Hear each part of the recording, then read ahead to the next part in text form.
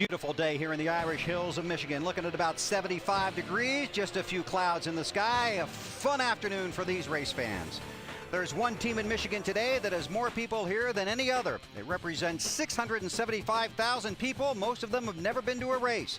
They're still the strongest team at the track. They are the U.S. Army, celebrating their 234th birthday today, June 14th. So to all the men and women of the U.S. Army and their families around the track and around the world, happy birthday from the race fans everywhere. And thank you. Let's go trackside. Ladies and gentlemen, presenting our nation's colors, paratroopers from Company F, 425th Airborne Long Range Surveillance from the Michigan Army National Guard. And here to deliver our invocation from Lumen Christi High School in Jackson, Michigan, Father Jeff Rose. Almighty God, we thank you for another glorious day here at Michigan International Speedway. We ask your blessing upon it. Keep our drivers and crew safe. And on this Flag Day, we thank you for this great country, for the men and women who've laid down their lives for it, and for our servicemen and women who are protecting us as we speak. We ask this all through Christ our Lord. Amen. And now, ladies and gentlemen, with our national anthem, the Army Chorus a cappella team. Oh, say, can you see by the dawn's early light what so proudly we hailed at the twilight's last gleaming, whose broad stripes and bright stars through the perilous fight o'er the ramparts we watched were so gallantly streaming, and the rocket's red glare, the bombs bursting gave proof through the night that our flag was still there. Oh, say does that star-spangled banner yet wave o'er the land of the free and the home of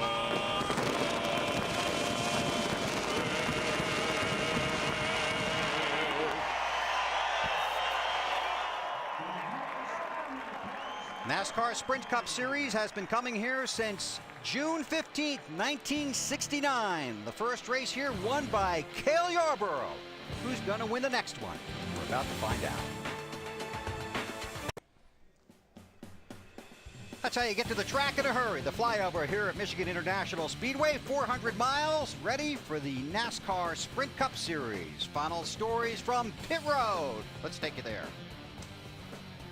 Thank you so much, Bill. You know, Jimmy Johnson qualified third in this race, but once again, his crew chief, Chad Knaus, has chosen the very last pit box, the one at the entrance right here on pit road. When I asked Chad why he did that, he said part of that reason is because he just likes people to ask him about it in the first place. But honestly, this big space you see right in front of the pit box, it will help Jimmy today in the pits. This is a track, just one of 6, where he has never won. Matt? Owner Jack Roush had a great Saturday going to Victory Lane in the Craftsman Truck Series. It's now called Camping World Truck Series.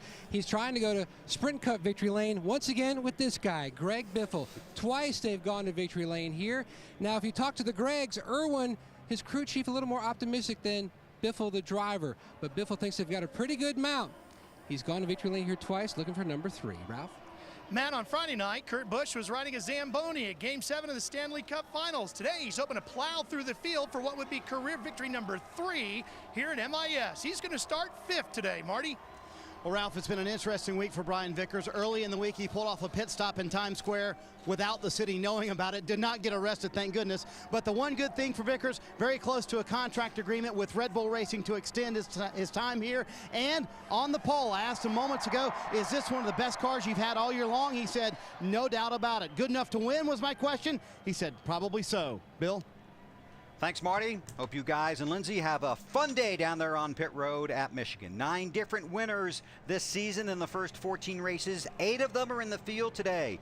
13 of the drivers in the starting field here have won at Michigan. There are 7 former series champions in the field. They have combined for 13 championships. There are 13 drivers in the starting field that are looking for their first career Sprint Cup win. Kyle Busch had a decent day on Saturday, could not get to victory lane. He'll try again this afternoon. Dale Earnhardt Jr. starts deep in this field. That's been a trend. Can they turn it around this week here at Michigan? Tony Stewart went to victory lane at Pocono. Got some help from fuel mileage and a light foot. We'll see what happens this afternoon. Get ready to rock, everybody, because right now we're going to take you trackside and get the command. And now, race fans, it's time for those most honest words in motorsports. Please welcome back your Grand Marshal, Kid Rock. Gentlemen, start your engines!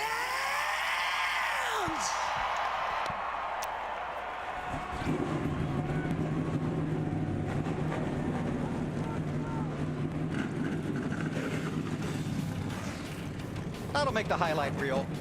Everybody fired up now. The engines roar to life. Green flag racing from Michigan coming up next. This is NASCAR on TNT.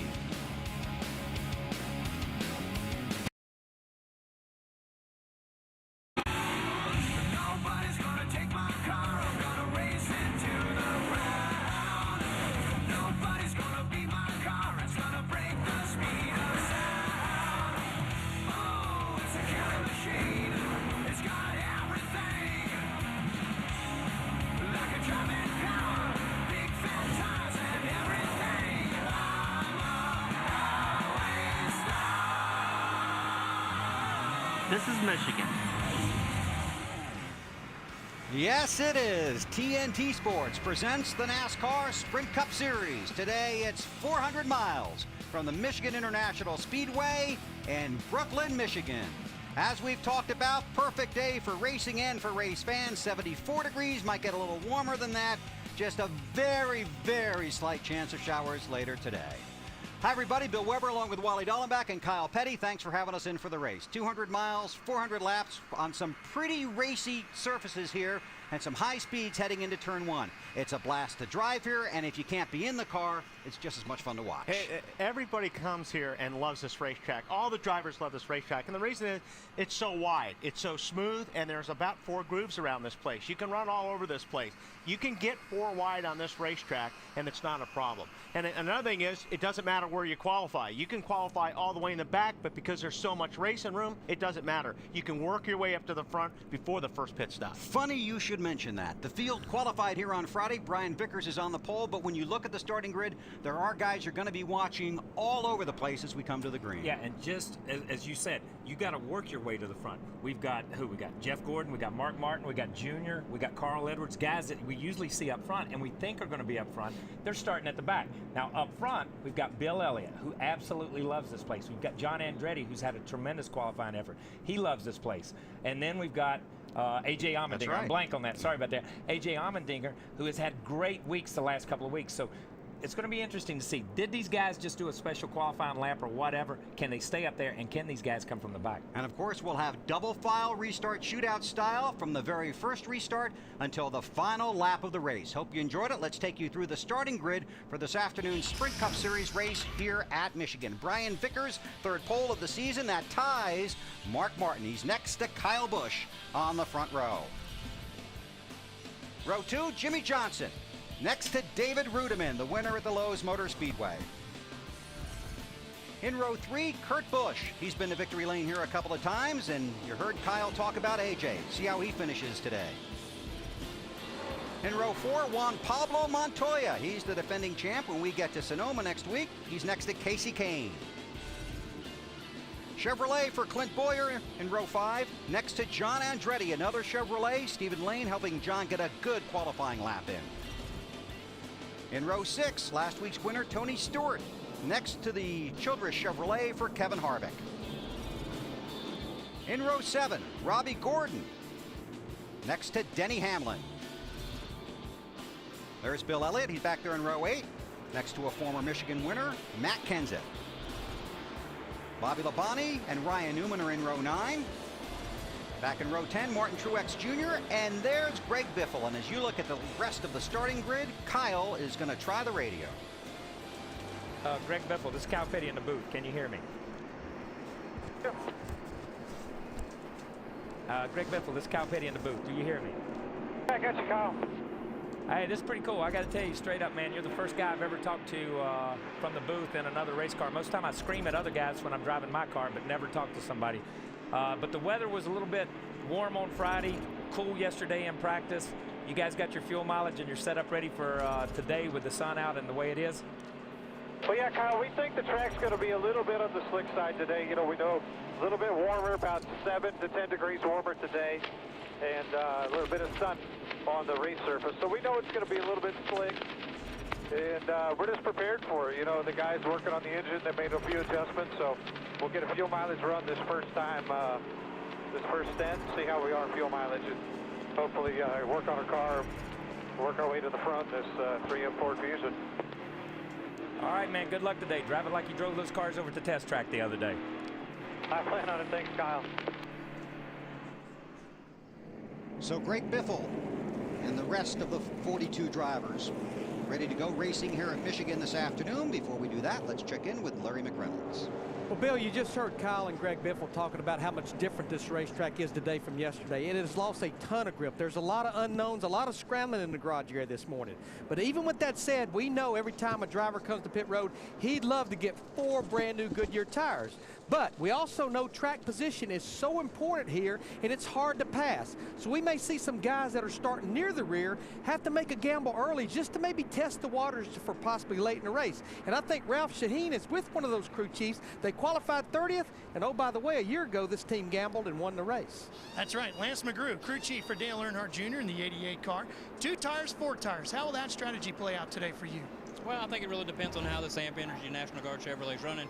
I feel like if we're running strong in the beginning of the race and we're making up spots, they're usually caution around 20 to 30. We'll probably come in and get 4 tires and just keep letting the performance of the car carry us up through the field. Hopefully we won't have to do any tricks with 2 tires to get up there. Bill, in talking to Lance just a few minutes ago, he was telling me that Junior was very happy with the car at the end of happy hour yesterday. However, Lance didn't have the car where he was happy. So they built a lot of adjustability into the car. So hopefully they can both find a happy median and maybe victory lane today. Thanks, Ralph. We'll be watching for that. A little over a lap to go before we go green. Some pre-race conversation between Jimmy Johnson and his crew. Guys, here we go. 200 laps, 400 miles. This is one of those races that really kind of unexpected what's going to happen. We're going to have to watch tire fall off, be prepared for 2 tires, be prepared for a gas to go at the end. You just don't really know what's going to happen at this track. So just be on your toes, guys. Keep your helmets close by. Keep all your equipment ready to go. The voice of crew chief Chad Knaus. Before we go racing this afternoon, our best wishes to Johnny Benson, involved in an accident last night at Berlin Raceway. We talked to the people from NASCAR. They've been in contact with Johnny's doctors. He does have some broken ribs and perhaps a damaged lung injury, but we understand he's doing a little bit better today. And Johnny, we hope you're watching and feeling better. And everybody here was asking about you and thinking about you today. So our best get well wishes to Johnny Benson. Take a look at the race analysis. 200 laps, pit road speed 55 miles per hour. The pit window 42 to 46 laps. We'll see how they do that with the fuel here if it comes down to that. And Jeff Gordon, Sam Hornish, and Joe Nemechek going to the back of the field. Remember, we will have the double file restarts here this afternoon, shootout style. Should make for some added excitement. Been some huge names going to victory lane here. Every driver on this track would like to join them today. There's Earnhardt Jr., Carl Edwards, on board with Joey Logano. See how these drivers fare this afternoon. We're getting ready to go. Mike Walls is our director. Barry Landis will produce. A crew of 210 in the truck, around the track, and here in the booth. Ron Skinner, Barb Hanford, Greg Newton, Russell Winwright, Maggie Darst, Ashley Washington, Charlie Seungtai, and Mr. Everything, Andy Jeffers. They're all on their toes, so you can relax and enjoy a Sunday afternoon. 400 miles here at Michigan. Hope you enjoy the ride. Want to let you know that the light that serves at the entrance of pit road is not functioning right now, so it will be flags only, signifying if pit road is open or closed. Out of turn 4, the fans on their feet. 43 cars coming to get the green flag at Michigan.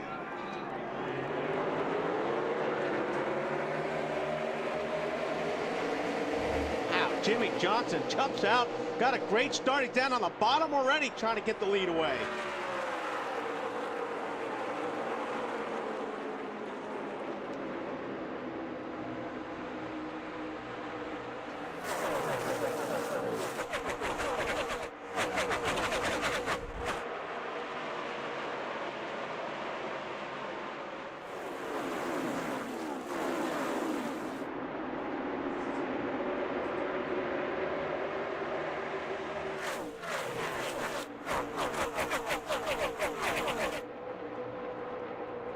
Kyle Busch leads the first lap.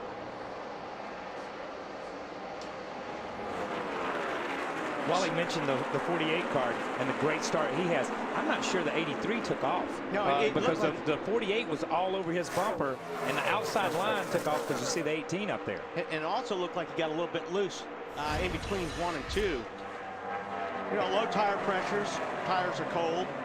When you saw Kyle Busch kick up some dust on the front stretch, one of the vehicles in the pre-race festivities dropped some oil on the track, so they had to put down some speedy dry before we went green. You might see a little bit of that left down there now. Yeah, and that's always special when you set your car up and do everything right and they mess up the racetrack in pre-race. They did a good job getting most of it cleaned off.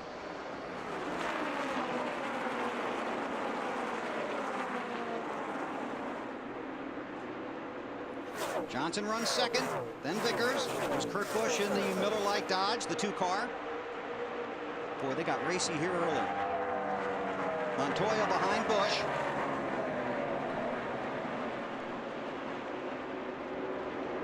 It's Juan Pablo. You know, when Juan first came to this racetrack, he kind of picked up on it really, really quick. But he run all over the racetrack. He run high, he run low, he run anywhere he wanted to. And you know, they come up here this time with the Chevys compared to the Fords. They're pretty decent, man. See Kurt there in the 2-car. He's really working that high line. He was the first car earliest as far as I was, you know, getting up there and trying to get some rubber worked into that high groove. And you'll be looking all day for the best groove for your car. Yeah, you have to. I mean, you know, sometimes you like running high, or you may like running down on the white line, but you have to go where the car wants to go, where it's free. And normally around the top of this racetrack, especially after you run the tires off a little bit, it's best to run the high line to keep that engine wound up and keep the car. It really comes off the corners well. So I think if you can get your car working on the high line, it's probably the place to be. Yeah, and you saw that. The 2-car and the 41 car. The 41 car was always down on the bottom. He could pull up under him in the corner when they had fresh tires. Now that you see the tires go away after 3 or 4 laps, 4 or 5 laps, tire drop off, you see the 2 pulls away from him. Got one report they might be looking for smoke off the back of the 24 car, Jeff Gordon. And remember, they lost a motor in practice here on Friday, so they had to start at the rear of the field. The only smoke so far off the back of the 24 is the guys he's smoking as he goes around them to the front. 32nd spot right now at Jeff Gordon. That's Sam Hornish Jr. in that 77 car. Hornish also started at the back of the pack after an engine change.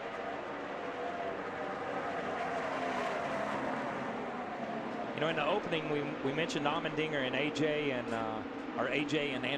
John Andretti, right, and Bill Elliott. They're maintaining. They have not fallen back. They're maintaining in the first 5 or 6 laps of the race, and a lot of times that's indicative that they are on the race setup and they have come to race. They didn't just come to qualify. Another guy on the move here so far, Greg Biffle.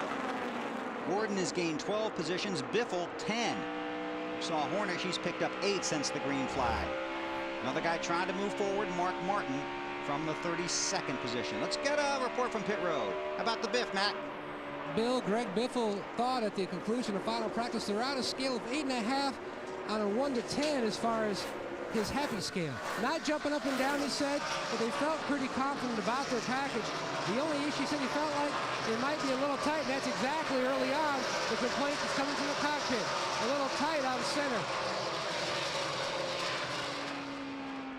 Looking down low, it's Clint Boyer in the 33, the Childress Chevrolet.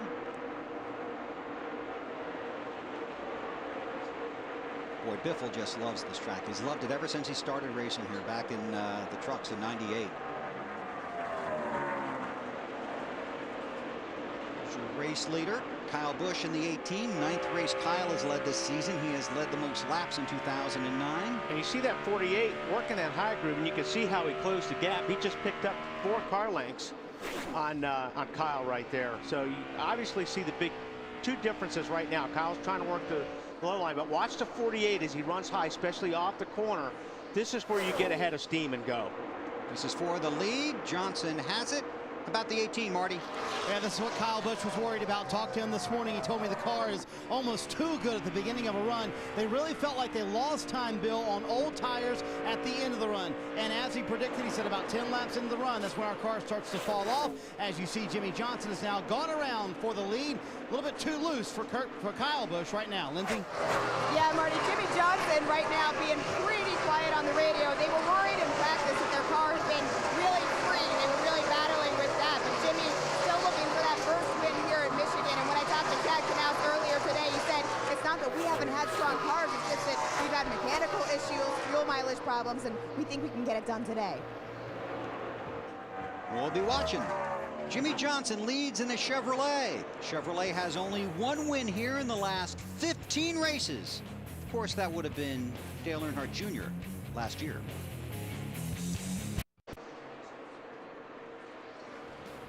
"13 laps are complete here at Michigan for the NASCAR Sprint Cup Series. There's your race leader, Jimmy Johnson. Behind him, Kyle Busch, Kurt Busch, Brian Vickers, and Casey Kane. There's Kane and Vickers. Kane in the 9, Vickers in the 83. Brian started from the pole.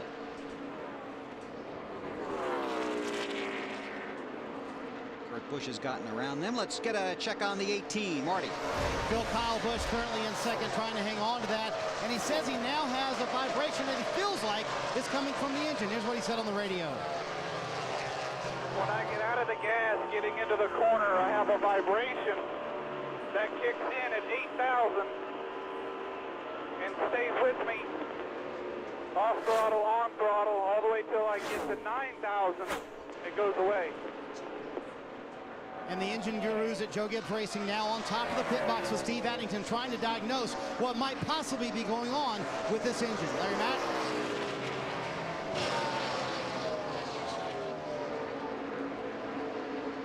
You know, Marty, whether you run a Chevrolet, a Toyota, Ford, or a Dodge, it doesn't matter. There's an RPM band that engines do not like. They have what we call harmonics. Now, I've never heard of that being the case basically in a 1,000 RPM window. I know that was a big concern when we went to the bigger restrictor plate at Daytona Talladega. It put it in the RPM band that the engine doesn't like. But that's an awfully big window. But if it's only doing it there, you would have to believe it's something to do with the harmonics of the engine. So are you worried? Absolutely, but because anytime you've got a vibration, especially this early in the race, Bill, and you're in the throttle so much here, and like I talked in the pre-race show, this place is hard on the engines anyhow.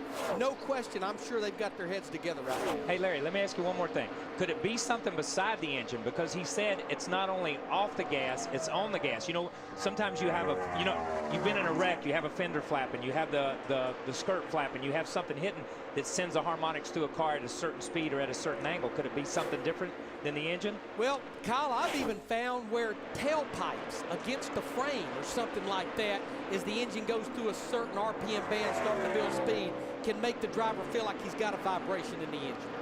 3 engine-related DNFs in each race here last year. We'll keep an eye on Kyle. There's his teammate in the 20, Joey Logano. And let's go back a few laps here and watch the 20 car. 20 comes off turn. Oh, decides to stop by Krispy Kreme and get a couple of donuts right there. That's a good line. Yeah, look at this. Boom. It's David Stremme in the 12, Jamie McMurray in the 26. See the Goodyear's rubbed off the front of that, off the side of that left front tire.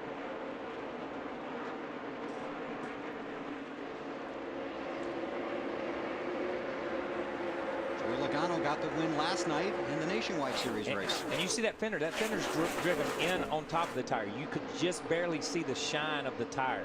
Even though the Goodyear's worn off of it, you can see the shine right when he dropped it down on it. So they'll have to watch that, and hopefully they'll get a caution to be able to pull it off. About an update on the 20 from Ralph. Bill, he's been struggling to get that car up off the corner, and when you put it up in traffic like that, that makes the condition even worse, and that's all part of the issue for Joey Logano right now. And talking to crew chief Greg Zipadelli earlier today, he said, you know, when we come to a new racetrack Joey's never been to, we think we go where he's going, and then he starts searching around the racetrack, and it takes him a while to figure out where he's comfortable, and then we have to chase him with the setup of the race car. About halfway through the race is where they really start to feel comfortable with what Joey's going to be doing on the track. Yeah, and that's fairly common for a young driver to go and find the groove early in the week and do whatever he wants to do, but constantly keep searching. And you look for it. He's having trouble just getting the car where he wants to go, and there's a one car all over him pushing him down the straightaway. You're not learning right there. You're just hanging on trying to get out of the way. And this track will force you somewhere eventually, because this track, normally when you get a lot of rubber on this racetrack, it gets tighter, and you start sliding, and you run the high line. So, yeah, this is a big learning curve right now for him. Saw Tony Stewart take the position from Brian Vickers. Jimmy Johnson has led 12 of the first 20 laps this afternoon here at Michigan.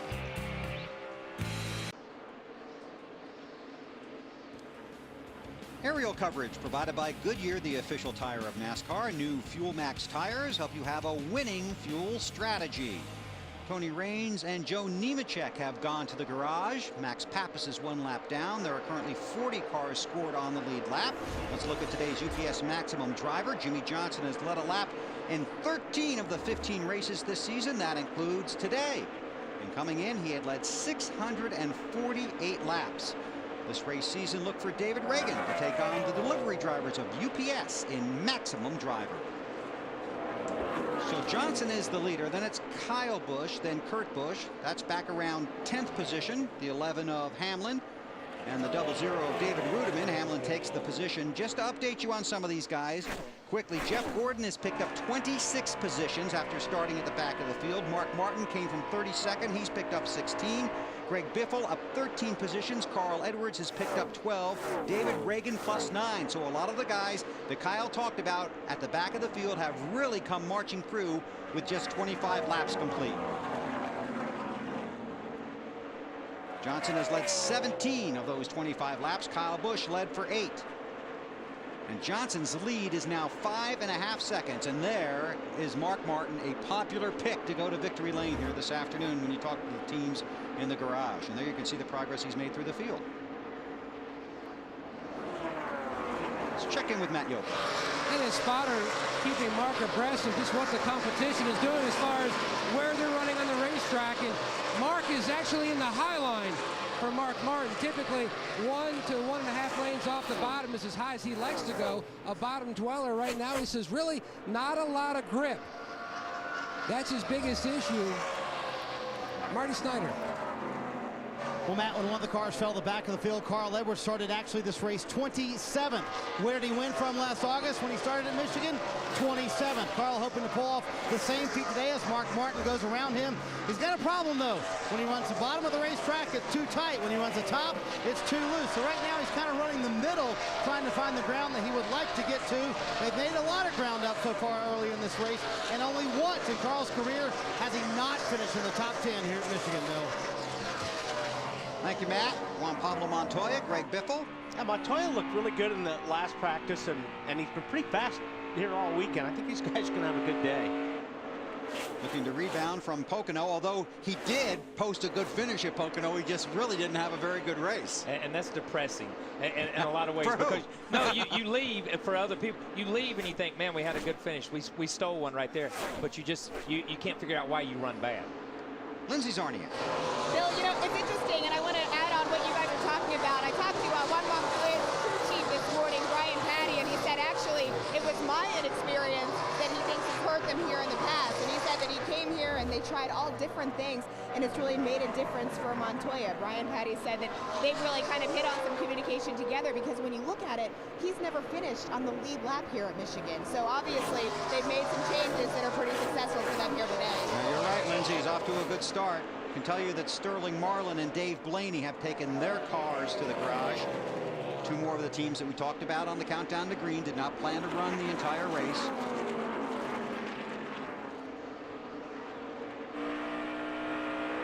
On board with Reed Sorensen here. This is down the front stretch, coming to the start-finish line. You see the flag stand on the right. See, everybody's single file right now, and just look how everybody just kind of fans out.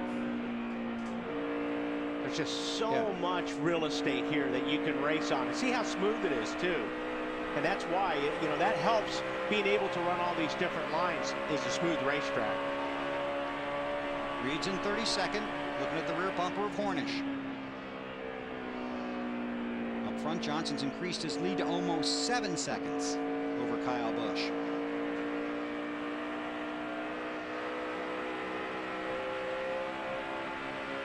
Sorensen trying to get that position from Hornish. You know, this is a tough pass to make coming off the inside or on the bottom of a racetrack when you've got a guy up on the high side. It's really a hard pass to pull off. Well, here's another one then. Kurt Busch in the 2, his brother Kyle in the 18. And Kurt was all the way up next to that safety barrier right there. I mean, he got it hung out there and it powered up, man, but it was good. But Kurt's been running. You know, we talked to him the other day, and he was looking forward to running this race today. He was looking forward. He thought he had a good week last week. Nothing to show for it, but he was looking forward to this. Broke a water pump. He'd never heard of it. His crew chief, Pat Trison, had never heard of it. Even Larry Mack says, I've never heard of anybody breaking a water pump. They broke one last week and made changes to it for this week.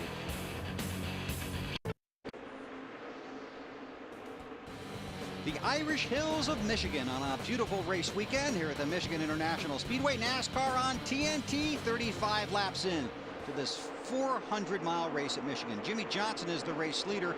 A couple of guys that started in the top 10. John Andretti has dropped to 26th from 10th, and A.J. Allmendinger from 6th to 19th. Here are some Coors Light cold hard facts. Only one driver has scored his first career win at Michigan. That was Dale Jarrett in August of 1991. And that was a fantastic race and an unbelievable finish. Who did Jarrett pass on the last lap? Really, at the basically coming out of 4 was Davey Allison. And who was Davey Allison's crew chief that day? Well, by gosh, it was Larry McReynolds. And I'm sure he's thrilled that we brought that up. Those are our Coors Light cold hard facts. We're closing in on pit stops. They're really not too far away. We're going to try and get a top 10 through the field here. We see some cars coming down pit road as we speak. But let's start with Jimmy Johnson and go through the field, Lindsay. Bill, Jimmy Johnson and crew chief Chad Knaus planning on their first pit stop in about 4 laps from now. Jimmy just told Chad the exits are very consistent, but right now the center's just getting a little bit snug. Not tight, just snug. Bill? They may come in early, Bill. Yeah, they are. Robbie Gordon's been on pit road. Menard, Labonte, Matt. Bill, significant chassis adjustment already completed for the 9. The Budweiser car of Casey Kane. His car way too free. Lindsay. Matt, the 17 coming on in. Matt Kenseth had just said the car a little bit loose in the turns, also loose on the throttle. You see him making his way down pit road. They plan on making a track bar adjustment for Matt Kenseth, also air pressure. So far, so good, Matt. And the 16 of Greg Biffle making his way down to his pit box to Greg Irwin and the guys. Biffle said his biggest complaint, lack of grip, especially in the back of the car. It's really tight. He tried changing his lines up. They were talking about a wedge adjustment. You can see that's already completed. Around to work on the left side. Air pressure change as well for the Biff. Let's go further up pit road to Marty. Well, Matt, Carl Edwards very cognizant of the pit road speed. 4,700 in second gear. Got a few speeding penalties last night in the Nationwide Series race in Kentucky. He said he just absolutely has no grip out there. They make a wedge adjustment trying to get this car a little bit better for Edwards, who wants to run the top if he can, Ralph. Waiting for the 2 of Kurt Busch to make his way down pit lane. He was struggling to get this car to turn early on. Then all of a sudden, she just woke up on him. And he went right to the front like a rocket ship. Was one of the fastest cars out there. They're going to make an air pressure adjustment to this car. And that's about it, Marty. They're very happy with the 2. Kyle Busch lost second place at the very end of that run right there. He's a little bit loose in the middle of 3 and 4 and tight off of 3 and 4. track bar adjustment, also an air pressure adjustment for Kyle Busch, Matt. And Tony Stewart's team has already serviced his Chevrolet. Air pressure change for Stewart. In the back of the car, just needed more forward bite. Thanks, Matt. We have been green since we started this race. 40 laps are complete, cycling through green flag pit stops right now. Jimmy Johnson is the race leader. Johnson, Vickers. Well, Vickers on pit road now. Jimmy has yet to stop.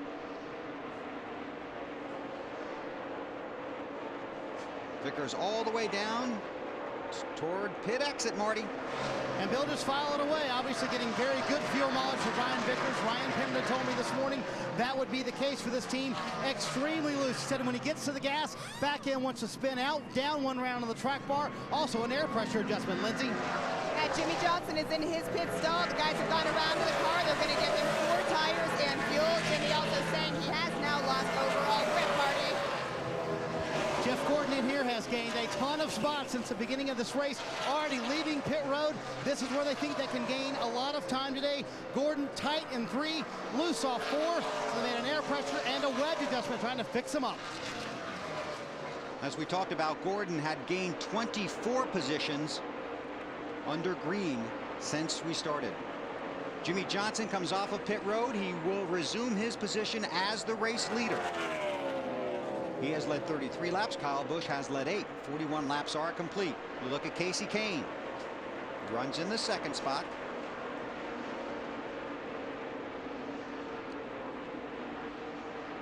There's Jimmy. So he's out front. He'll come around, run through the scoring loop, and see what his lead is over Casey Kane. It's Johnson, Kane, Kyle Busch, Kurt Busch, and Greg Biffle still under green here at Michigan.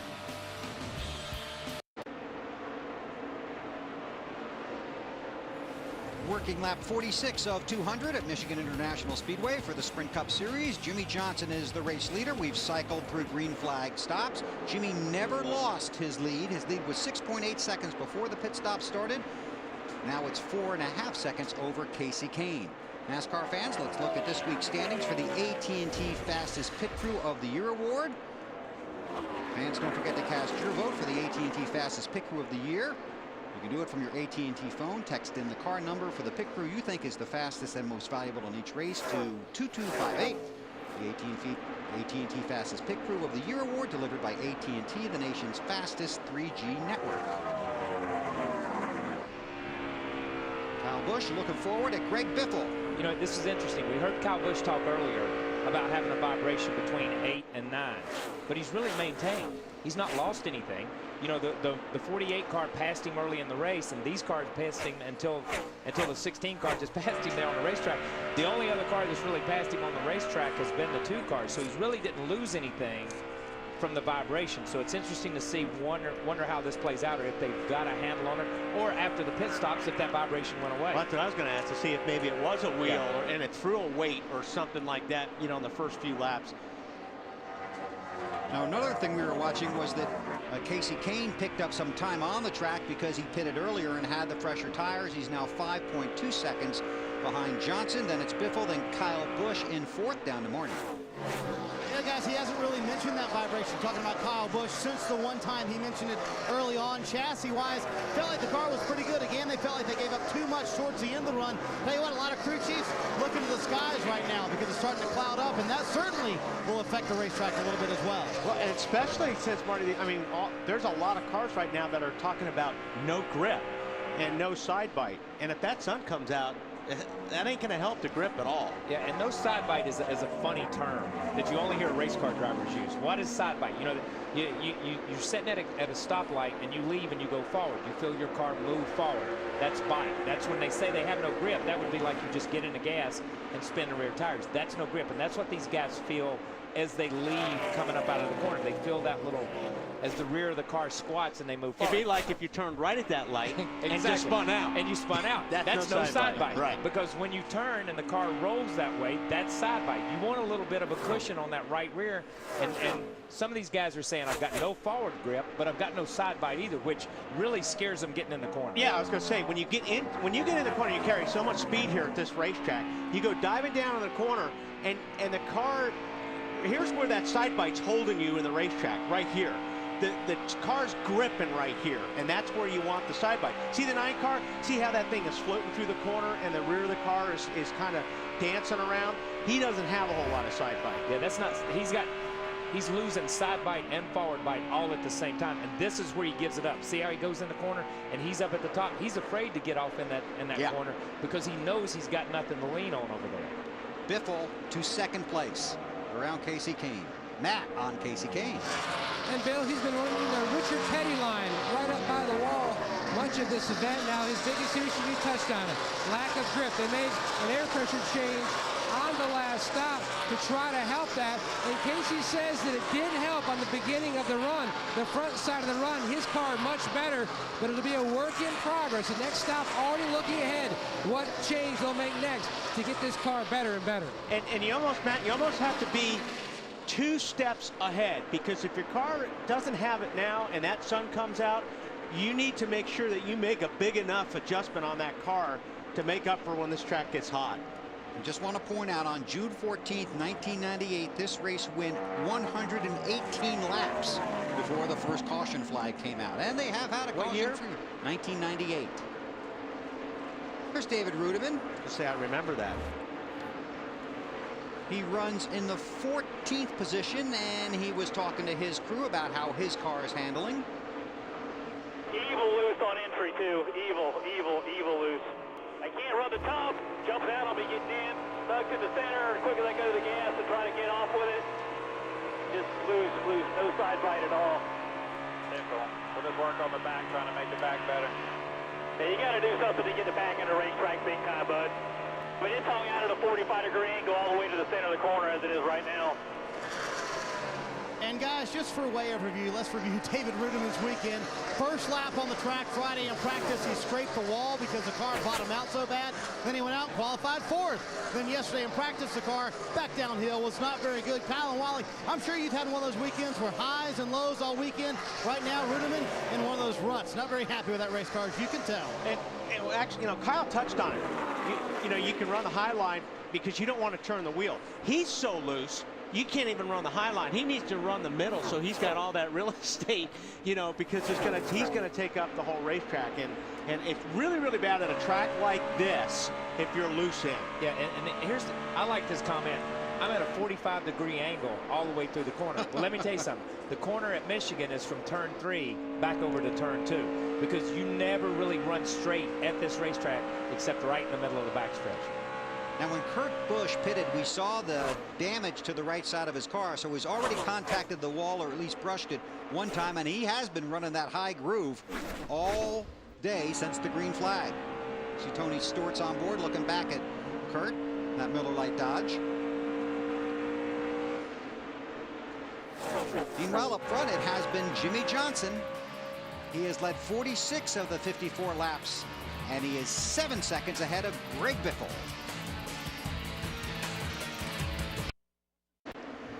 And we welcome you back to the Jimmy Johnson Show here at the Michigan International Speedway. 58 laps are complete. Jimmy's led 50 of them, and he's 7.2 seconds ahead of second place Greg Biffle. Here's today's LifeLock trivia question.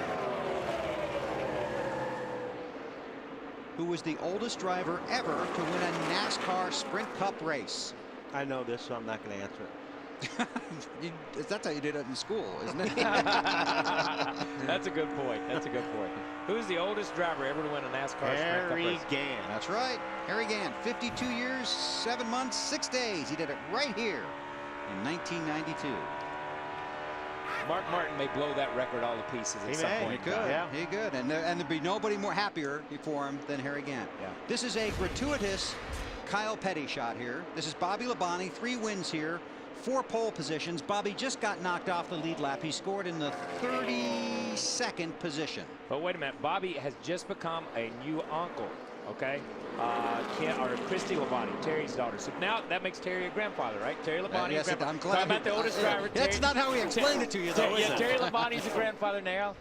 So Terry and Kim are grandparents, but Christy had a little boy named Asher.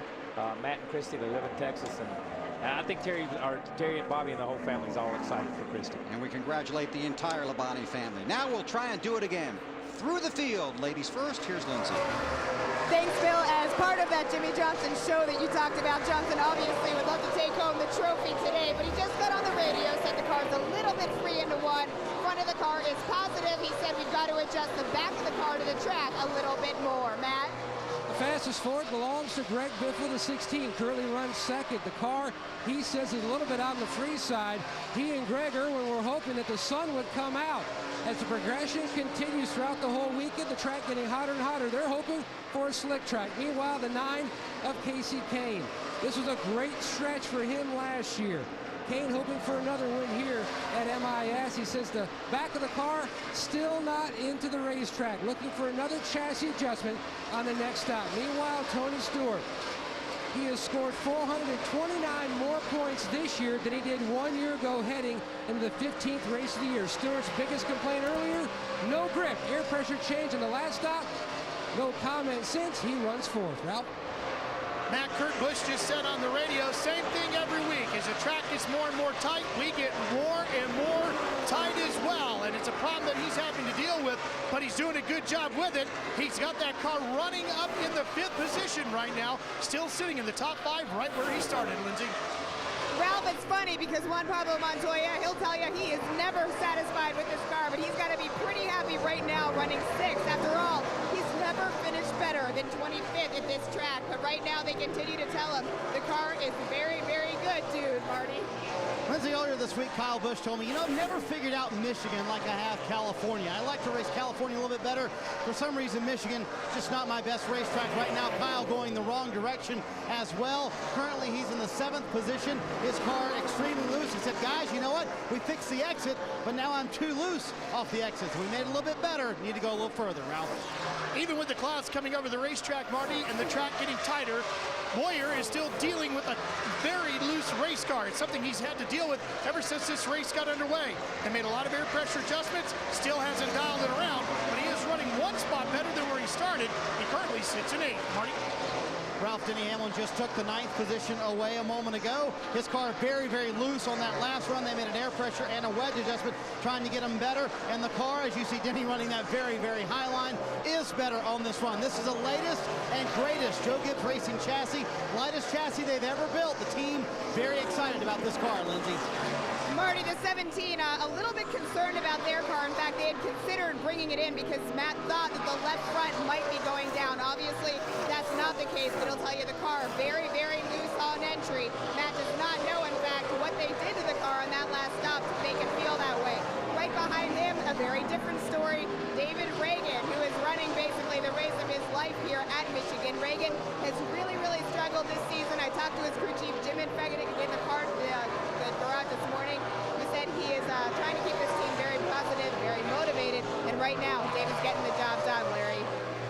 Yeah, Lindsay, I've been watching Mark Martin in this 5 car. Remember, he started back in the 32nd position, but he was so happy with his car yesterday that they quit practice early. But I think Mark Martin, like about 30 or 40 other drivers, to get caught up to his teammate Jimmy Johnson, they're going to need a caution because right now he's 22 seconds behind his teammate. That's a good point, Larry. Mark Martin runs in the 13th position. Then it's Carl Edwards, Jeff Gordon, David Rudiman. Let's see, Bill Elliott, Dale Earnhardt Jr. in the 18th position, then Robbie Gordon and Kevin Harvick. The rest of the cars on the lead lap: Sadler, Newman, McMurray, and Sorensen. Only 24 cars on the lead lap. Jeff Burton is the first car, 1 lap down. We dropped the green. We've stayed green for the first 66 laps. Jimmy Johnson is the leader by 7.7 seconds over Biffle. Or if you're in the booth, French fries. Or if you're in the booth, French fries. That's exactly right. Well, log on to NASCAR.com now and watch up to 4 live camera angles at once with the TNT Race Buddy Mosaic View, the TNT Race Buddy. He's at NASCAR.com.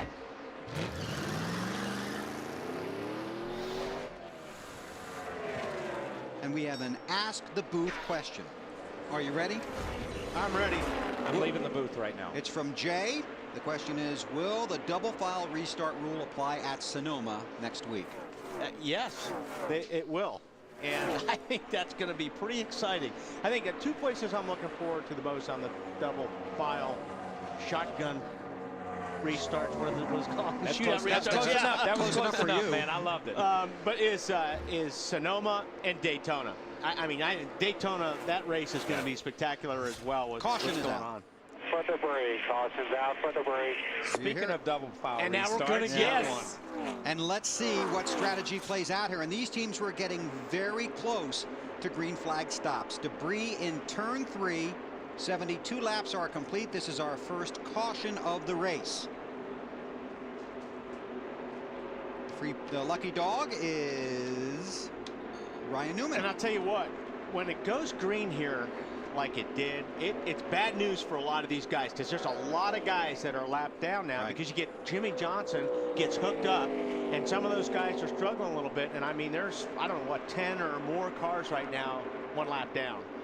Let's check in with Larry McReynolds. Bill, a car I've been watching is that 6 car of David Reagan. He qualified back in the 23rd position. A little bit of a change with that team this week. Now, Jimmy Finning, the crew chief, he's still here. He's calling the race, but they decided to let engineer Chris Andrews work with David Reagan on the setup of this car. Just felt like they needed to try something, because remember, he's not had a top 10 finish since the Daytona 500 back in February. So far, science project working pretty good. And he was very optimistic yesterday morning in the garage area. Big smile on his face. Said he really felt they were getting back to where they were in some of those good races they ran last year. See how it all plays out. Not even a halfway yet. There are 22 cars on the lead lap. Ryan Newman will be the 23rd car when he comes around as the lucky dog. Pit road should be open this time. It's Jimmy Johnson, then Biffle, Kane, Stewart, and Montoya, Kyle Busch, Boyer, Hamlin, Kurt Busch, and David Reagan. The field moves through turns 3 and 4. Johnson will hit first. Let's take you on down there a little early to Lindsay. Thank you very much, Bill. Jimmy Johnson came on the radio, said, you know what, guys, it's really, really hard to even complain at all about this car. But what they've decided to do is try to free him up just a little bit. You heard him talk before about getting a little bit snug. Jimmy Johnson's going to come in. His team is going to give him 4 tires. They're going to drop the panel bar down a half a round and get him off the pit road. Matt? Greg Biffle, the 16 car, hits pit road, slides, locks up those front wheels, getting into his pit box, spotlighting the rear carrier. His name is Kevin McDowell in the uniform, but it's really Garrett Reddy. McDowell's off with his wife Ashley having their baby. Chassis adjustment, air pressure change, trying to tighten up this 16 car route. 4 tires and fuel, and they're going down 1.5 rounds on the right rear. They're still trying to loosen up Kurt Busch. He's not a big fan of a tight race car, and that's what he's dealing with, Marty. Ralph Kyle Busch has his car extremely loose, especially on exit. They did 1 round down on the track bar, and a lot of traffic there on pit road. Tight race off pit road, Bill. Boy, you're not kidding. See, Vickers had that number 1 stall. He creeps out as well. David Reagan picks up 5 spots.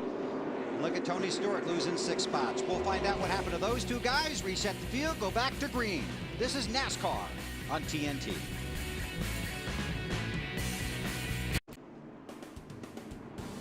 Our TNT race family spending the weekend on the lake at Michigan and some time here at the track as well. 75 laps are complete. Jimmy Johnson is the race leader, and NASCAR thanks all the fans that are attending today and you watching on television as well.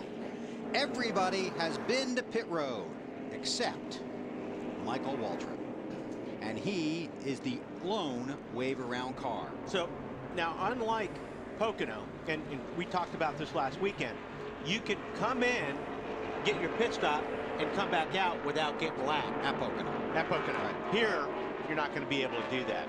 So it's a gamble. I mean, it's going to. The interesting part here is, does he change 2? Does he change 4? Is it a gas and go? What does he do? Because he has to gamble.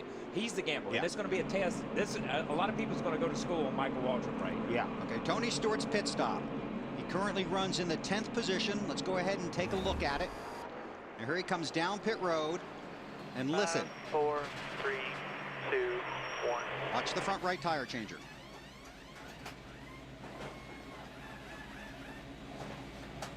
That's only a couple of seconds. It's only maybe 2 seconds, 3 seconds at the most that he got hung up on that right front, but that's 5 spots, you know, on the pit.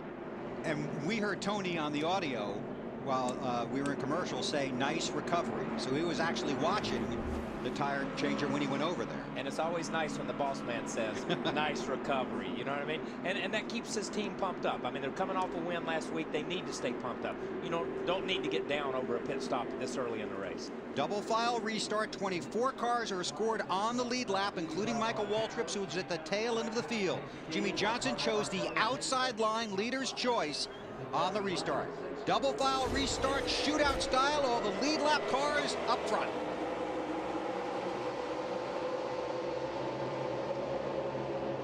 No passing till you cross start finish, and then they fan out. That's like you showed earlier, Wally. They're 4 and 5 wide back. Yeah, 8th, 9th, 10th, 11th. Look at them right there.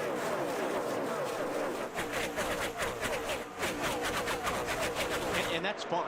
I mean, it's fun to do when you're driving at this racetrack and you've got good rubber on, and you can do that. I mean, it is a blast. And it's fun to do because it's 4 or 5 wide, and they're all for positions. It's not like it used to be when it was 4 or 5 wide, and you're like, what are those lap cars doing down there 3 wide under me? I don't want them under me. Oh, I thought you were going down a bad road.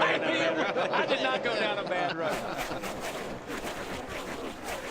Mr. McReynolds? Here, I think this is the betting window that Michael Waltrip and Booty Barker are standing in. I think their hopes and they're betting on the fact this double file restart shootout style is going to breed another caution, because remember, they have to come to pit road here shortly because they have not pitted since lap 38. They're very close on fuel with that 55 car. And I think Larry is with me on we need to come up with a shorter name for this thing. See those people on the other side of the glass right here, Wally? You want to go talk to them about that? Shootout style, okay, guys? Great.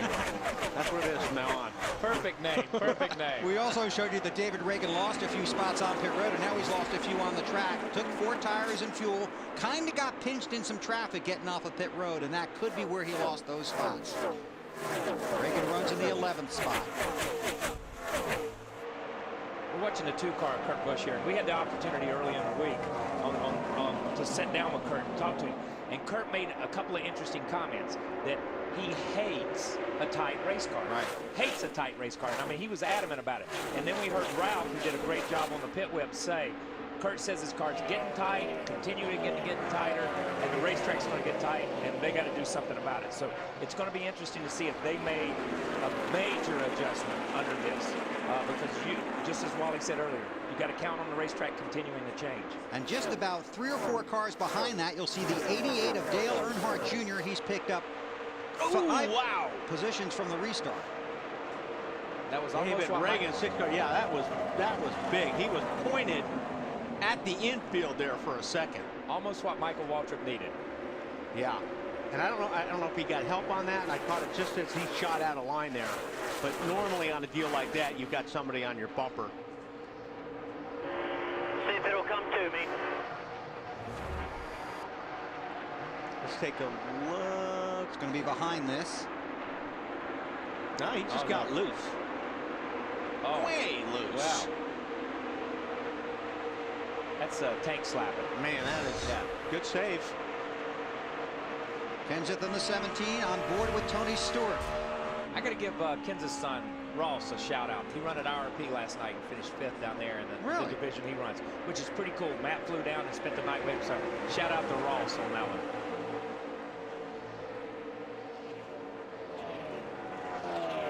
Stewart picks up the position from Matt.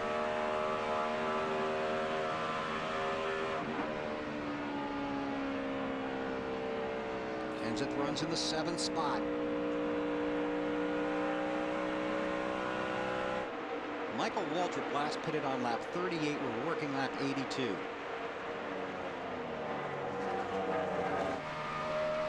On board with Dale Earnhardt Jr. Looking back at Kyle Busch. Here comes Carl Edwards. And Kyle, both of them. Kyle working that high line. Boy, look at the run you get off there. It's like you just run downhill. It almost looks like it is so dramatic. He goes from the outside to the inside in the middle of the straightaway, because you just get that power run. And here he is on the bottom. Yeah, this is where you got to be able to get off the corner and slide in front of the guy. Mark Martin has joined this as well in the 5 car. Kyle Busch is 8th. Earnhardt Jr. is 9th. Then we check in with Ralph Shaheen. Well, that 88 car, Bill, remember I told you at the beginning of the race, they built a lot of adjustment into the car because Crew Chief Lance McGrew was just not happy with where they were on the charts, although Dale Jr. was very comfortable with the car. They keep working on it, They've been dealing with a loose adjustment. The last adjustment they made was on the track car, and that seems to be getting them a little bit closer.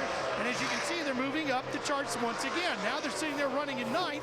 Best they've been all day so far. He's got, looks like a skirt or something there hanging off the right side right behind the door.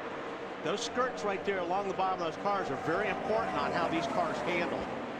And it looks like right behind possibly where they put the jack, Kyle, the thing is flying out there. Yeah, and that could come from a couple of things. The jack going up under the car, and as you drop the car and pull the jack out, you see the skirt.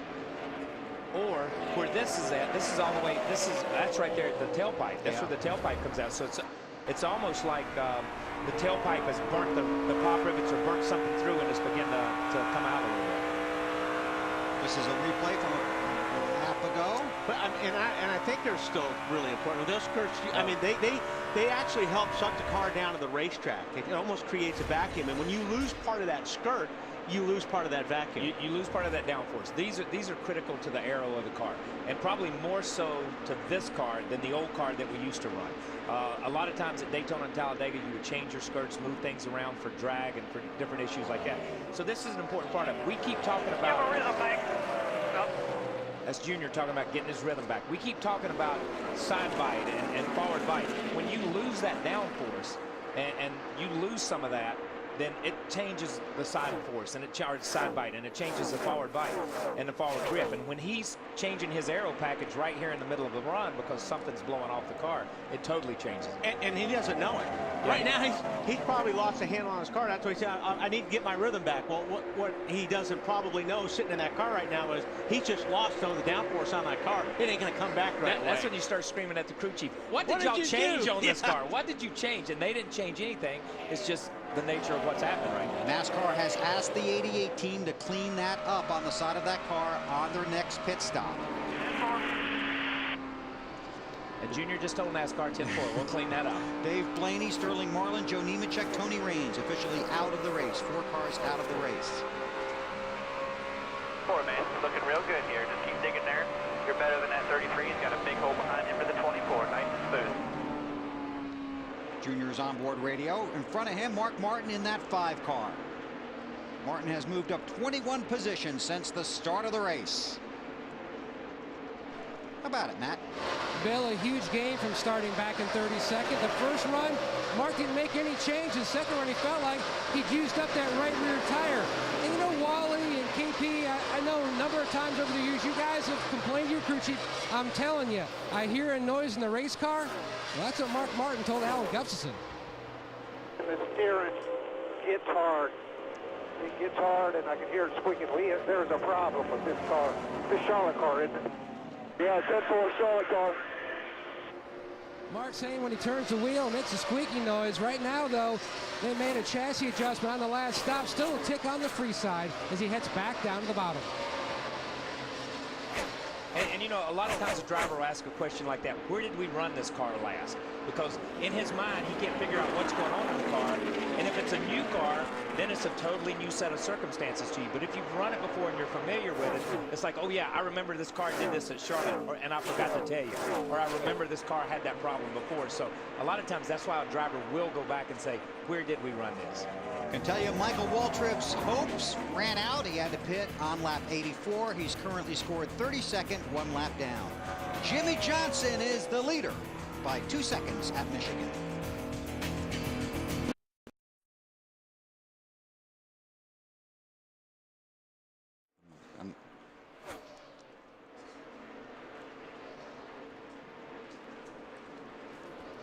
All kinds of good stuff. Get this and more with NASCAR.com's Race View now for half the price. Check it out at NASCAR.com/RaceView. We're here at Michigan. That was cool. 94 laps complete. Jimmy Johnson continues to lead. Yeah, but, you know, there's some guys catching up a little bit, I think, making adjustments. and now they're running just as fast or pretty close to the 48 car, Biffle being one of them. Edwards is another one. Yep. Yeah. I've been looking at, following the times every lap, and there's 2 or 3 guys right now that are right there with Johnson. If they can get the track position, it's going to get good. And that's kind of the way the race was at Pocono last week. Johnson could jump out front, but you give it halfway through a stop or towards the end of the stop. Here come those Roush guys. Here come the 16 of Biffle. Here come the 99 of Carl Edwards. So when you looked at it, they were better for the long run. But that 48 and Jimmy Johnson and Chad, they're just hard to beat. If you get it, you want to do a 15-20 lap shootout, they're your guys right now, man, because they kill you for 14 or 15, 20 laps. We're getting close to pit stops. Let's check on a couple of these guys. Matt, you got the Biff? Bill, the Biff currently runs in the second position. He's about 3 seconds back of leader Jimmy Johnson. Biffle feels like they're about 1 adjustment away from being as good or better than Jimmy Johnson. He's still a little bit on the free side, and about 4 laps ago, something they've been hoping for a while finally took place. The sun came out. Very good. So Biffle runs second. Montoya's in third. Lindsay, you're watching him, right? Yeah, I am, Bill, and he's saying right now he wants a little bit more forward bite in his car, but it's interesting too because he's obviously been running up front all day long, and I talked to him just before this race. He told me the million-dollar question is going to be what happens when the sun comes out like this? How much is it going to change the track? What do you guys think? Boy. His car looks good right now. I mean, watching him go through the corners, I mean, he looks like he's got a good car, and he's looked like I said earlier, it looked that way all weekend. Yeah, and this is a great team. Think about how bad they looked last week to how good they look this week. Yeah. In 7 days, these guys have turned the program around to being, and also ran there, to being a factor right here.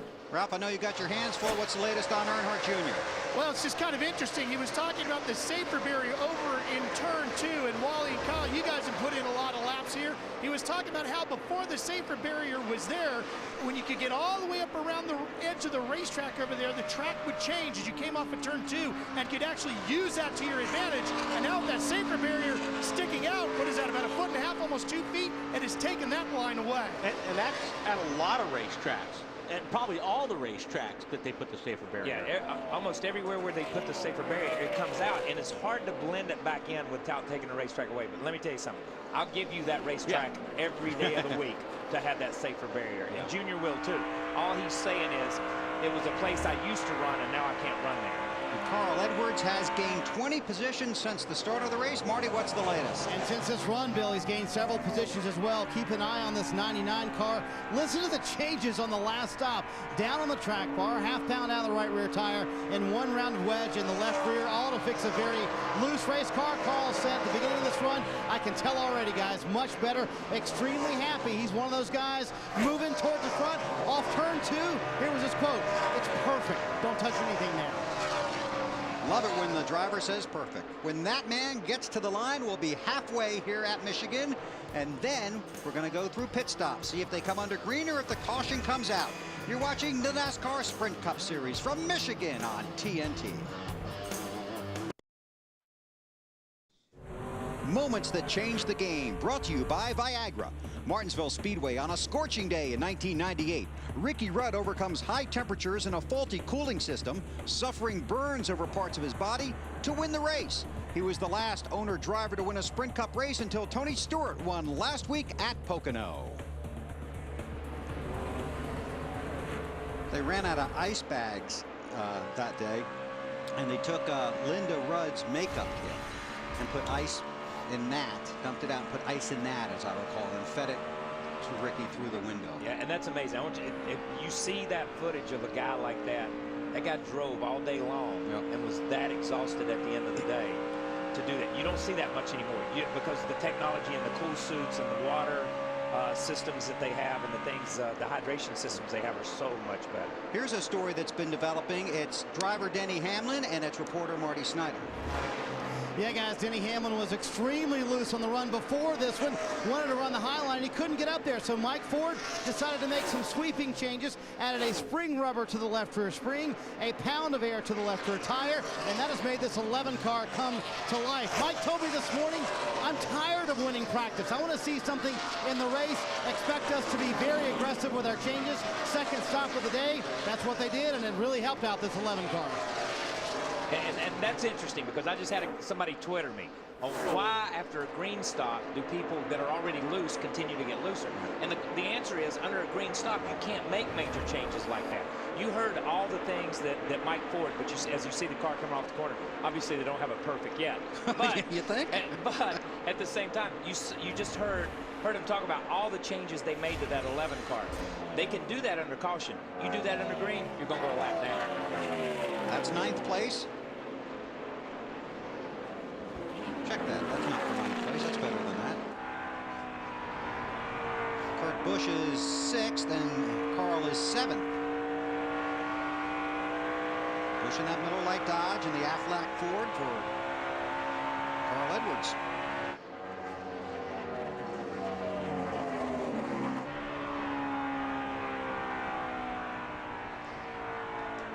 This is the part I always like when the guys get to the corner and one goes high and one goes low and you think that guy's just going to drive by, you know what I mean? And it takes that outside. You see the two car comes off. He can't get as good a forward bite right now, but he gives him a little room. Yeah, I think he probably gave him a little break there. Here's a field summary brought to you by Burger King.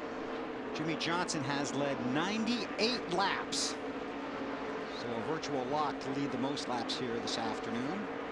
4 cars are out of the race. And right now there are 23 cars scored on the lead lap. It's our Burger King field summary. Now, just so you know, the leader of the most laps at Michigan has won 4 of the last 5. The last guy that didn't do it, Jimmy Johnson. Jimmy Johnson. Wow. And this is what's happened to the one car. I have a couple people ask what's going on with the one car. He's gotten in a wall at some point in time, and NASCAR has black flagged him because the back of the car is flapping around, and you see him putting it on. Marty? Yeah, Kyle, he's hit the wall, and this is actually the second stop. As you said, NASCAR black flagged him this time to fix the paneling behind the right rear tire. Martin, obviously a little frustrated. They had a very good car yesterday in practice. A little scrape for the wall here, though, losing a lot of time on pit road. Yeah, he's already, what, 4 laps down. There's Johnson going by. Earnhardt Jr. in the 88. Jeff Gordon in the 24. Earnhardt is 10th. Gordon is 11th. And Earnhardt Jr. has gained 20 positions since the start of the race. Didn't have the good qualifying run. Started in the 30th spot.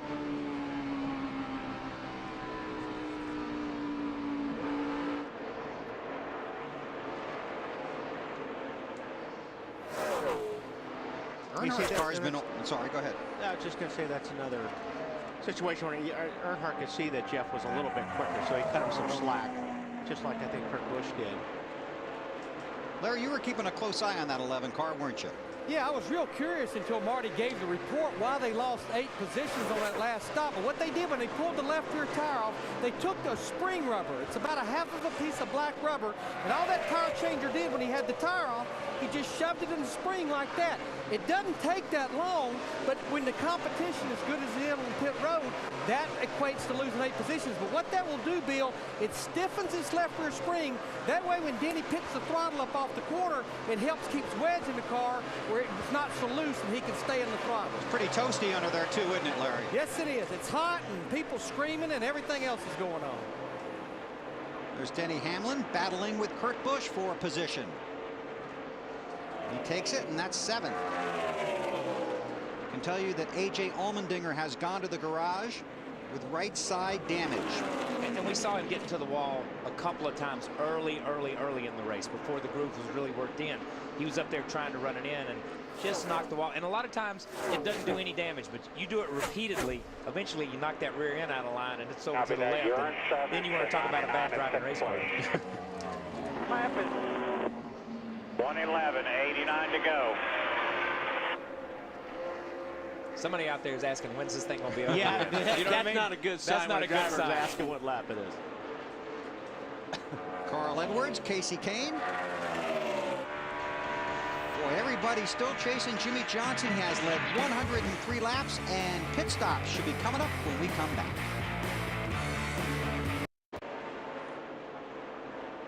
Green flag pit stops have just begun. Matt Yoakum. that Biff felt like he was one adjustment away from having the race car that he needed. He said it was tight off turn 2, lacking a little bit off turn 4 as well. Air pressure change for the 16, Lindsay. Thanks, Matt.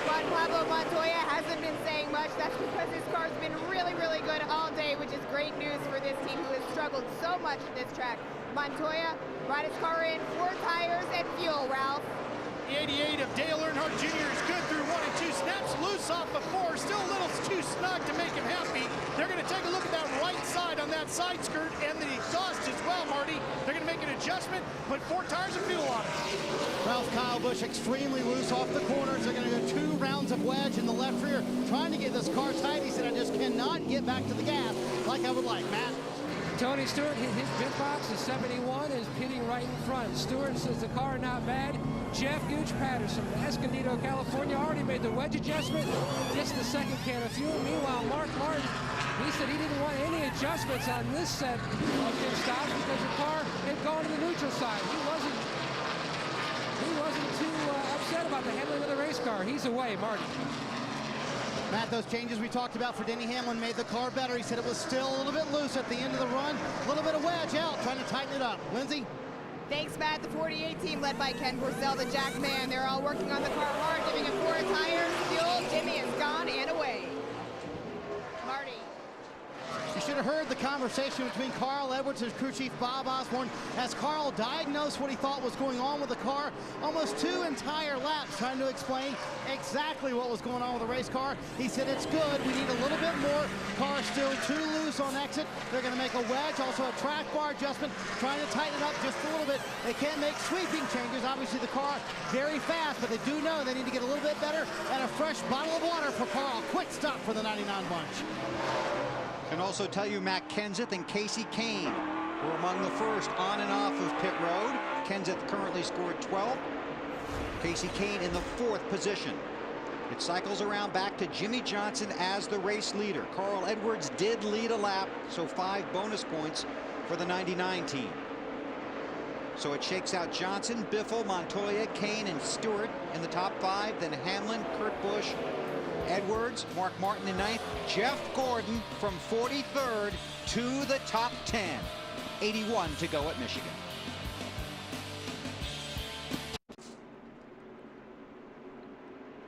We're under caution for debris here at the Michigan International Speedway. Pit road is open. Truex and Wow. Casey. Some of the guys that just pitted a few laps ago. Casey Kane's back, Matt. Bill's still a work in progress for Casey Kane. They were going back and forth whether to go 2 or 4 here. You can see they're making the chassis adjustment once again. They do go for 4. Kane's car still loose pretty much the last 2 runs. They're trying to get that, what we talked about. They're trying to make these adjustments, and now's the time because they're running out of time to make adjustments. Marty. Bill, this was the driver's call. Kyle Busch said, how many cars behind us on the lead lap? The answer was 7. So he said, we're coming. 4 tires. I need help getting tighter. He asked the lap times compared to Jimmy Johnson and Tony Stewart. When he got that report back, he said, we're going to need help at the end of this run. Kyle Busch heads back out on the track. Yeah, my question, I got a question for Larry. Larry, you there? I am. All right, let me ask you a question, bud.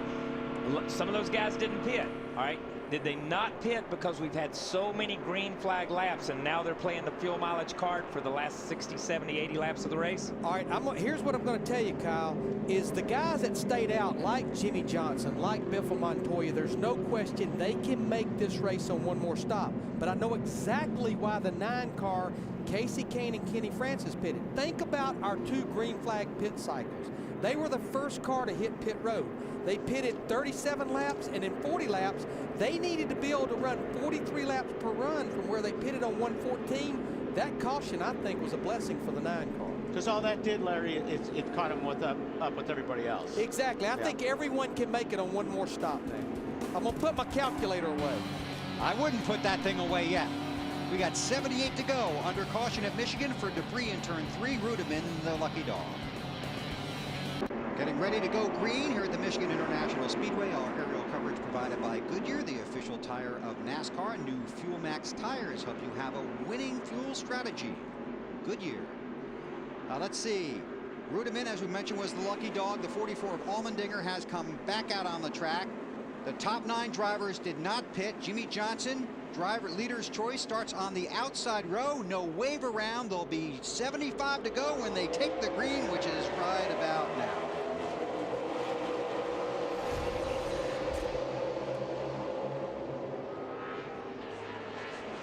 I can also tell you Ryan Newman came back down pit road for an extended pit stop. Yeah, they changed a little bit more than a spring rubber on that one. They changed the right rear spring in that Army car, and they did it within about 15 seconds. Yeah. It was absolutely amazing. That's Army strong. It's 234 years, but this is amazing. Watch this. Let's see if we got video. And that's how bad your car is when you come in and change a right rear spring. You're looking for big time help when you do something like that. Good pack of racing here. Close quarters. Oh. At 99, come down across the hood of Elliott Sadler. Elliott Sadler's having a good run today. He's been in the top 10, 12, 15, just kind of biding his time there. We mentioned him through when we went through the field, but I'm telling you, he's having a really good run.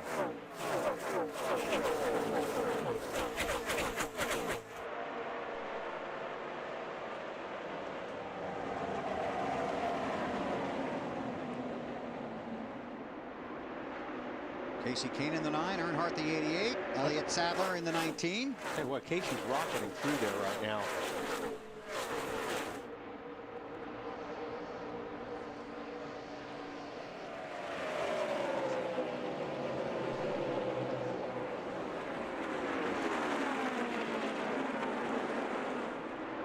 Pedaling now, huh? Yes, sir. It always amazes me. I'm sorry. It always amazes me that these guys get to the corner and they're all looking for fresh air. That's part of why they're running the way they are. But they can run anywhere around the corner and they all fall back in line down the straightaway. Especially on new tires. New tires give you so much grip. Yeah. But this, you're getting the time of the race. You can't lose track position on the leaders right now. If you've got a good car, you can't mess around in this traffic. You've got to try to keep that leader in sight if you're going to have a shot. And Harvick's a good example. We saw Harvick there on the inside. And Harvick's been running 18th, 19th, somewhere in that range. But he knows he's got to get some track position right here. So if his car's not as good as it was and he starts losing again, he doesn't drop from 19th to 25th. He just drops from 9th or 10th back to 15th or 16th. Denny Hamlin in the 11, Kurt Busch in the 2, and here comes Tony Stewart and Jeff Gordon. Hamlin is 5th, so this is 5th, 6th, 7th, and 8th. Stewart falls in behind Busch. And you see the 8, you see the 14 and the 2. Drafting does come into effect here. Absolutely. You see how those guys got to run. The 14 just stayed in line behind the 2. And look where Jeff is. Jeff 5 car lengths behind him now. He was up to the door on the 14 almost halfway through the corner. On board with Carl Edwards in the LifeLock Ford. Ford against Chevy right there. And see, when you pull up beside a car, now see, at least you got somebody up in front that's in your lane. But normally when they're all lined up and you're down on the inside like Carl is, it's like hitting a brick wall of air. Even if you have a little bit of a run, your car just stops. The only way you can get a little bit of help is there's somebody running side by side in front of you helping breaking that air. And you see on the front stretch here, Carl had to jump back up in line because he just couldn't get enough run up off that corner, and it frees you up a lot more down the front stretch because it's D-shaped. It's a longer straightaway. Right, and look at the 9. The 9 would actually, yeah, he had a good run going into 1. Here we go. Mark Martin in the 5. Juan Montoya in the 42. Boy, Mark's just sneaking up there again. Yeah, Mark has just been 15th. Well, what happened to Mark? Well, he's 13th. Well, what happened to Mark? Well, now he's 3rd. Yeah. You know what I mean? Look at him power up. He goes straight to the gas hard right there, man. That's when your car's working, when you can get after the gas like that in the middle. Ooh, that's strong. Mark's got 3 wins this season, 4 at this track. Looking Nice for... job, bud. Nice job. Go get him. It's the mark. Looking for his 5th win at Michigan. And there's a little bit of a story here on Matt Kenseth, who runs in the 11th position. Lindsay, that's yours.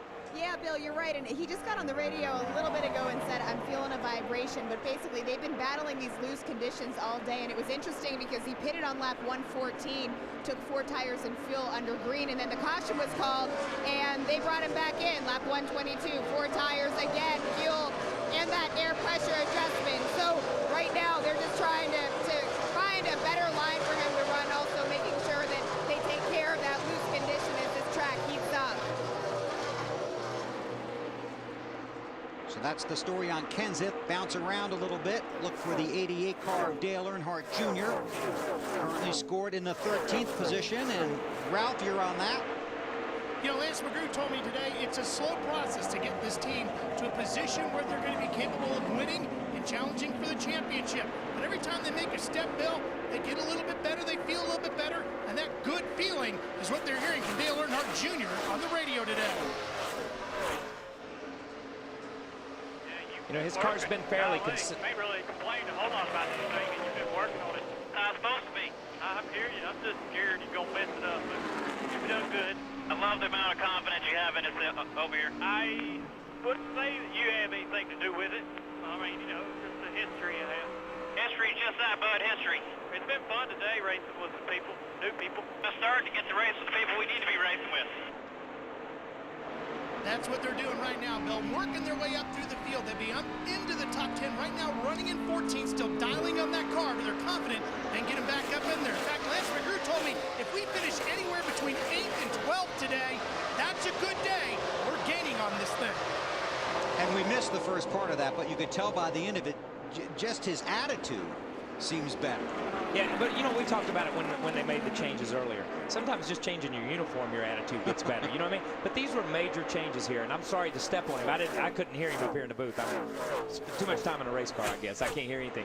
But he has been a lot more consistent today than he was at Pocono last week. And as we stated earlier in the broadcast, this is Lance's first full week of working here, without any rain delays, without anything going, getting all the practices, getting everything. So this is their first full week together. And this is the critical part I've seen with Junior. This is the part of the race where Junior usually slides backwards. Yeah. A lot of times he'll run good up the first half of the race, and then all of a sudden he just fades. So from here on out, from this point of the race to the end of the race, this is where the biggest part of his deal that he's had to work on, I think. And if they can run where they're running or even get better, then they've made a huge gain. 22 cars are scored on the lead lap. The car has been too loose in and too loose off a great amount. Whatever we change, you need to undo it, get smart on it. Just looking at it, figure out, all right, here's when it started. He started talking about it, undo whatever that is. Okay, now I'm going to expand on what Wally said. This is the point where they lose their grip, where they lose where they're at. Now he's saying you need to undo something. This is going to be the call that Lance makes. Do they undo it, or do they just say, gut it out, you're running 12th or 13th? If they undo it and he drops to 17th or 20th, like he has in the past, that's a problem. And that's a call that's coming from the driver's seat, not from the pit box. Do they tell him they undid it and not undo it? Oh, yeah. No, that's been done all the time. All the time, all the time. Well, they may only have one more pit stop to do it. We'll see how it all plays out. Jimmie Johnson has led 126 of 136 laps, including this one at Michigan.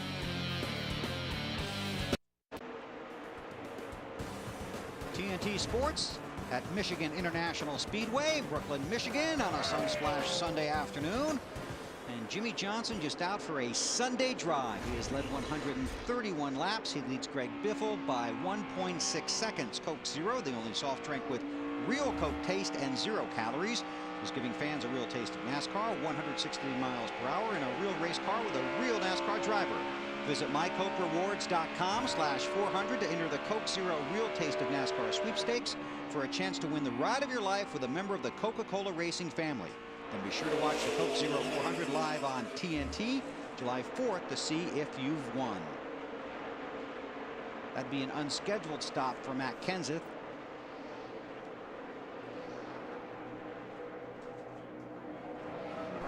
Okay, we'll get to Kenseth to find out what happened there. Let's go through the field, starting with the race leader. Here's Lindsay. Bill, Jimmie Johnson being pretty quiet on the radio. He did say, though, that the car's a little bit funky in the center of turn 3. He said a little bit free off turn 2, but nothing too significant overall. Very pleased with his machine, Matt. Greg Biffle's been on a roll in the championship standings over the past 2 races. He's gained 3 spots. Started Michigan in the 7th position. His biggest issue much of the race is trying to find grip, and that's his latest complaint to Greg early. When the car just needs more grip, on exit. Mark Martin, one of 4 drivers to go to victory lane after leaving Roush Racing. He has climbed up to 3rd.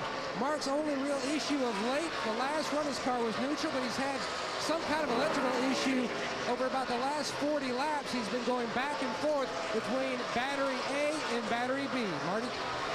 Denny, this morning, Denny Hamlin, or Matt, I should say, Denny Hamlin told me this morning that they took a different approach to practice this weekend. He said somehow we've lost being good at the end of a long run. He said that used to be our strength. All of a sudden now it's a weakness for it, and that has worked this weekend for this 11 car. They've gotten much better. The car right now for Denny, very good, one of the fastest on the track, and he said, I had to work really hard to get around that 42 car, Lindsay.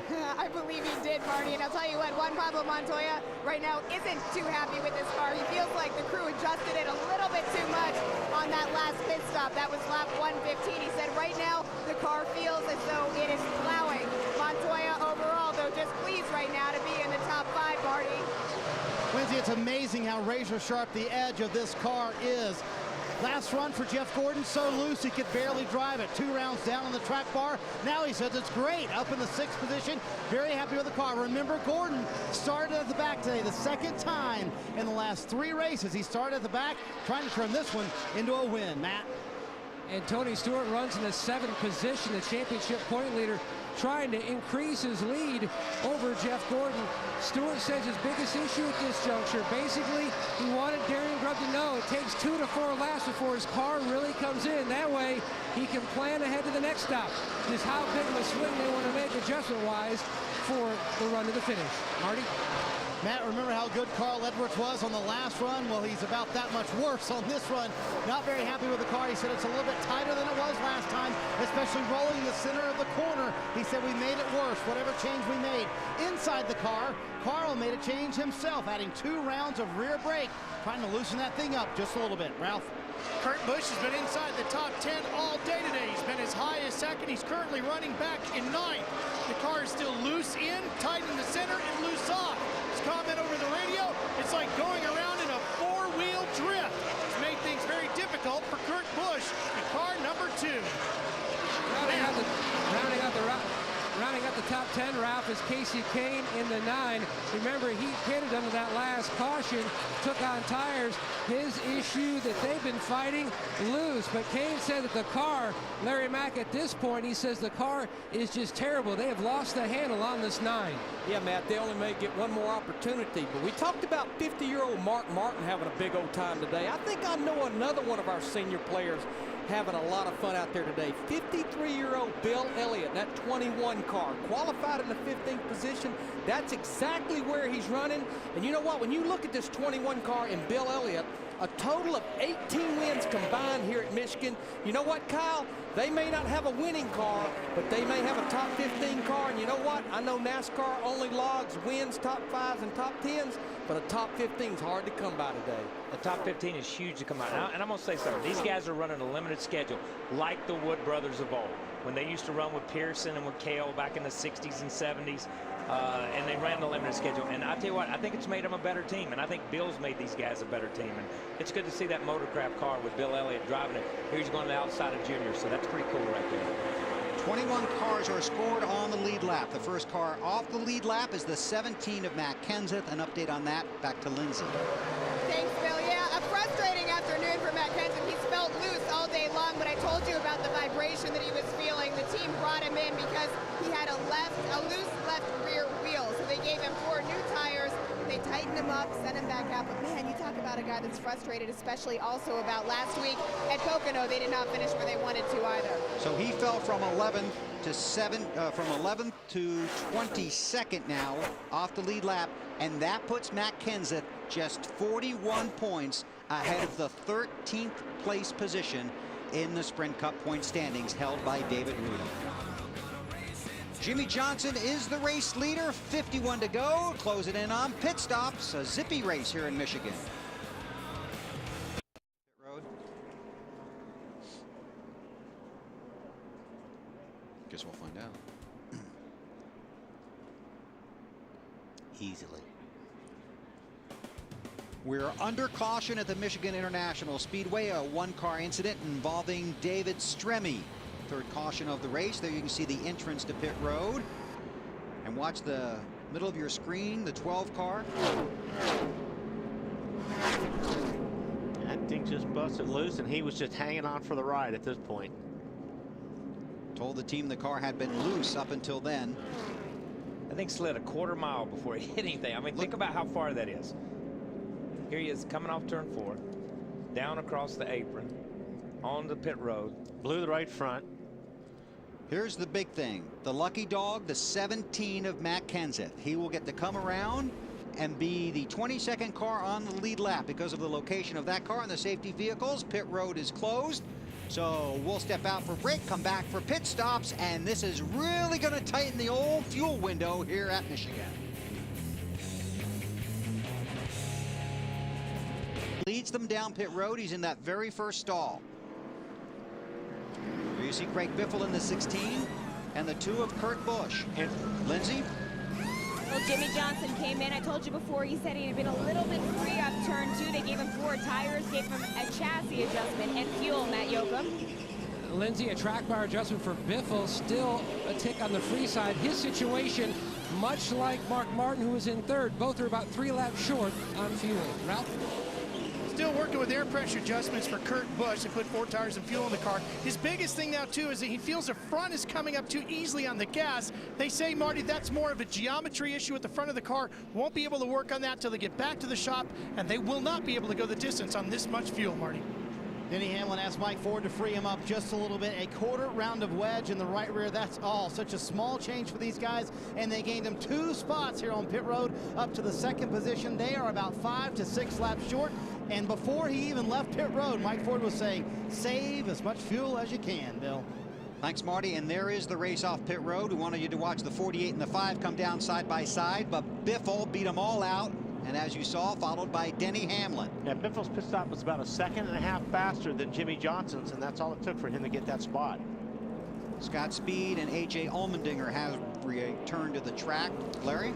All right, Bill, we know things change. These guys make a little more power, but it's the same gear ratio as a year ago. Last year, Dale Earnhardt Jr. went 55 laps. Now, that included 10 laps of caution.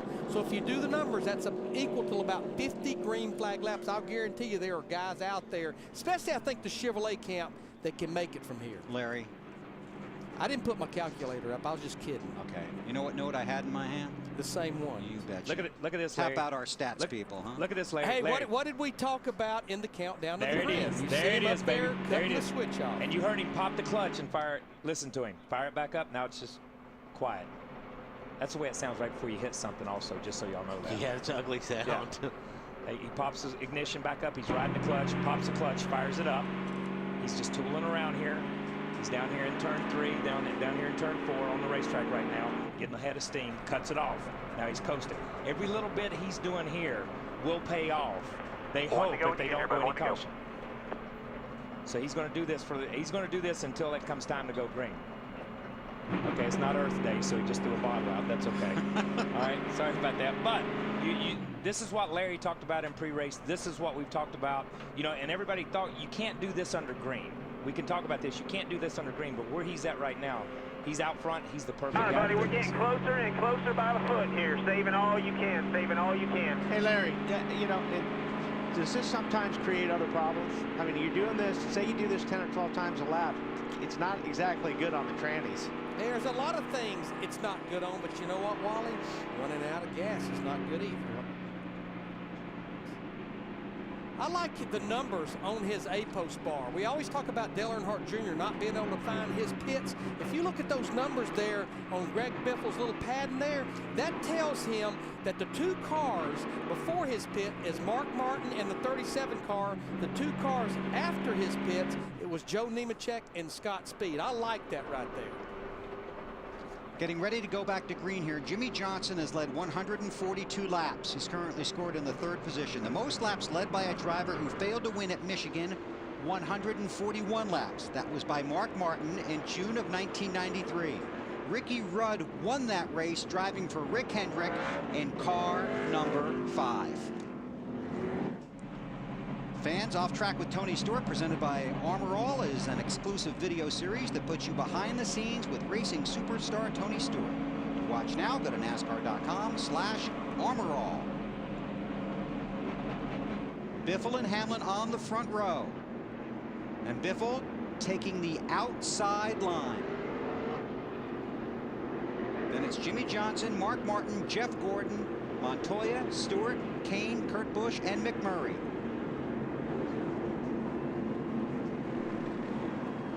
There were 6 wave-around cars. They restart at the rear of the field. They must take the green on the track.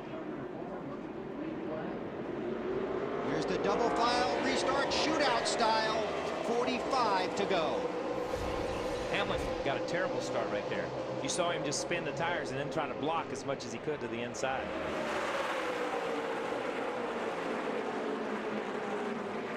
Biffle, then Mark Martin. Then Jimmy Johnson. Man, I love that restart.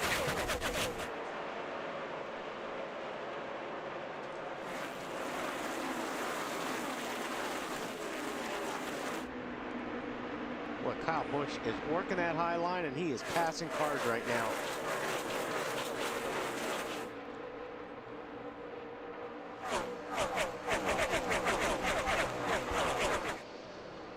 I think the double file restart is exciting because we've talked about it before.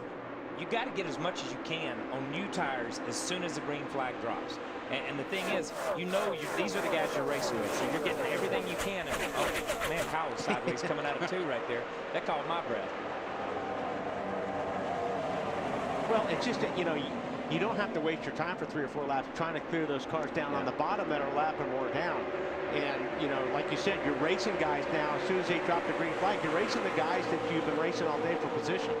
I heard a driver say the other day, and it was a good comment. He said, I used to like the lap cars on the inside because once I cleared them, I knew I had a little bit of breathing room for a few laps. He said, but I understand from the fans' perspective that they think the double file restart and us hammering it down in the corner after this is important. And he understood it, but he gave his reason for liking it. He must have been one of those guys who was normally in the top 3. Obviously, yes. In the top 2 at some places. Okay. Just a reminder, you must stay in line until you cross the start-finish line on these double file restarts. NASCAR has requested that the 48 car remember to stay in line until you cross the start-finish line. Well, that's exciting. I don't think I was ever requested or reminded to do anything. I was just told to do stuff. Well, that's you. Yeah, obviously. Matt on Casey Kane. Bill, Casey Kane restarted in 8th position. He's made his way up to 7th. He's got that new Dodge engine, a little thirstier as far as fuel mileage goes. They've got a game plan to try to get them to the finish. Want to just get going here and it'll spread out. Maybe we can save, or I'm not real sure what to do. Yeah, hopefully we can get going. It'll spread out, and then what we'll do is like about 3/4 down the straightaway, you'll just kick it in neutral and coast into the corner, and then kick it back in gear when you get ready to go off the corner. That'll save a good bit of fuel. It's a little bit about saving fuel. 1 year ago in this event, he finished 2nd. But Larry McReynolds, you know that if there's a car out there that's going to have a tough time saving fuel, it is that 9 car. Why? Well, Bill, we were in the garage area this morning, and you and I talked just a little bit. The new Dodge engine, the R6 engine, like the Penske cars that have been running all year long, they don't get quite as good a fuel mileage as the old Dodge engine package. And for only the 2nd time in 2009, Kenny Francis, Casey Kane, that 9 car, they have the new R6 Dodge engine in. So they've not got to the fuel mileage like the old Dodge engine just yet. Thank you, sir.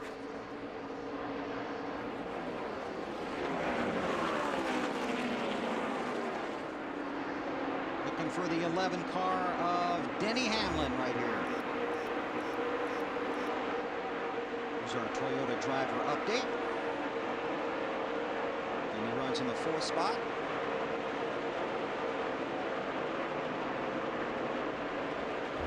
It's the highest running Toyota. So our Toyota driver update. Right behind him, a couple of Chevrolets, Jeff Gordon and Juan Montoya. He wanted to slide up in front of Montoya. He was really wanted to. It was like, and then Juan kind of hangs a left at him like, don't think that. That's my lane. I'm not giving this to you. Ralph, you watching the 24? Marty, that'd be me, Weber. Is that okay? Yeah, sure. Can I chat now? Well, Jeff's currently in 6th. He said the car is just so loose, and it's really been loose all day long. Took a big swing at it a couple stops ago. Another big swing this last time with a major wedge and air pressure adjustment. He said, you know what, we're fast, but it's hard to hang on to, especially early in this run. Just does not want to turn for me in the corner. Thank you, Marty. You know, we saw Jeff do something on that last lap that was a little, he comes through 3 and 4 and he gets a good run on Montoya, and he ran the bottom through 3 and 4 the lap before, and then he tried to go the high side of Montoya. Now he's gone in the middle and slid back up in front of Montoya to take a little air off his nose and take that groove away. I don't think that 42 is given up yet. And here comes the 9 by both of them while they're playing with each other. But he's saving fuel. Yeah, somebody is. I think not. Okay. Everybody basically at the edge of their fuel window. Give credit to the 16 crew. They got Greg Biffle off pit road first. He is the race leader. Biffle has only led 10 laps, but he's leading with 36 to go.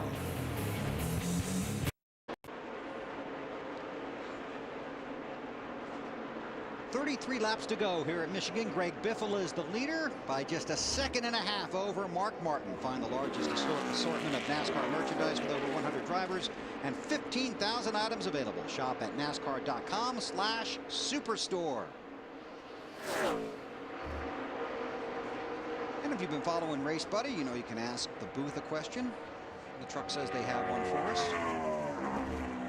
There it is. With teams worried about tire wear, why do the drivers spin them out of the pit box? Right. I love Why do you spin your time? question. Well, because you sit there, be careful with your tires, and you see guys lighting them up coming out of the pit. I don't think you take any rubber off a tire when it's cold and you leave pit lane. If they were hot and you spun the tires, then you're going to be taking off a lot of rubber. But when they're cold, they're hard, and you can light them up, and nothing really comes off them. That's a good answer. I was just going to say because they can, and it's ungodly cool to spin Well, the yeah, tires it's just cool, but you're not supposed to say, I just took a quarter of my tire off of that cool burnout. Yeah. No, and you're right. When they're hot, it's totally different when these things are up to 230 or 40 degrees and an operating temperature compared to how hard they are and what they are when you leave pit road. Sorry, I was being a smart aleck. Oh, wait a minute. That's me. Oh, wait a minute. That was pretty interesting. You saw the 2 car really take off high, and actually Montoya in the 42 car, he was down underneath the white line looking for grip down there on the apron. Yeah, and one thing you can do when you drop down at this point in time in the race, this racetrack has had rubber put down on it for 170 laps. Below that white line, there is no rubber. That's fresh racetrack. Now, the problem is your car has to be comfortable enough and tight enough so that you don't knock all the wedge out of the car, so it doesn't unload the car and it gets real loose. But if you can drop it down there, Mark Martin used to be notorious for running below that line. And it's really like a cheese grater. You get to a point where, he's all the way down there. That's 4 tires. That's 4 tires on the flat. But you look at a cheese grater and you hit it with cheese, it fills up all those cracks in that grip, and then it becomes slippery. And now that's what's happened to this racetrack. This racetrack is all filled up with that rubber, and it's slick. Now they're going down on that apron where it's like a fresh cheese grater, and they've got that grip. You see that a lot of racetracks. There's Jimmy Johnson. He runs in the 3rd position. An update from Lindsay. Bill, I just asked Chad Knaus if he could make it the rest of the way on fuel. He held up his fingers and said, I don't know, we'll see. All I can say is this morning he told me that his fuel window was about 43-ish. If that's the case, it puts them right there. Here's some in-car communication earlier from Jimmy. Hey, great work, man. Do everything you can. I know you are, but do everything you can to get around that 5. The 16 cannot make it on fuel. They're going to have to slow down their pace here the next few laps. It's going to be between you and the 5. Jimmy Johnson right now saying if this car feels good, all is quiet because their focus now is getting around that 5 car, Bill. Thanks, and we apologize. We couldn't. Maybe you heard it at home. We couldn't hear it up here.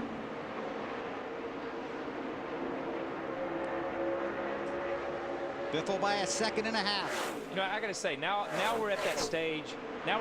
This is the Larry McReynolds stage of the race, okay? Where all of our pit reporters from TNT are down there asking questions and not getting told the truth, okay? Last week, how far can you go? Oh, I can only go 38 laps, and they go 75 laps, it seems like. You know what I mean? All right. So it's the same thing. This is, you know, you guys sitting at home know just as much about this as what we're knowing. What we're being told is not always the truth. We're just relaying it. But you do know they're saving fuel. If they're shutting Yes, the engine off under the yellow, you know that it's going to be close. Oh, it's going to be close. And you wonder if Biffle is faster than that or is in a conservation mode right now. I could probably already tell you that Biffle has never been in conservation mode in his life. Okay, he's just slamming, man. That's how he got the job, driving for Jack Roush. It's a good story. Might get to tell it to you later.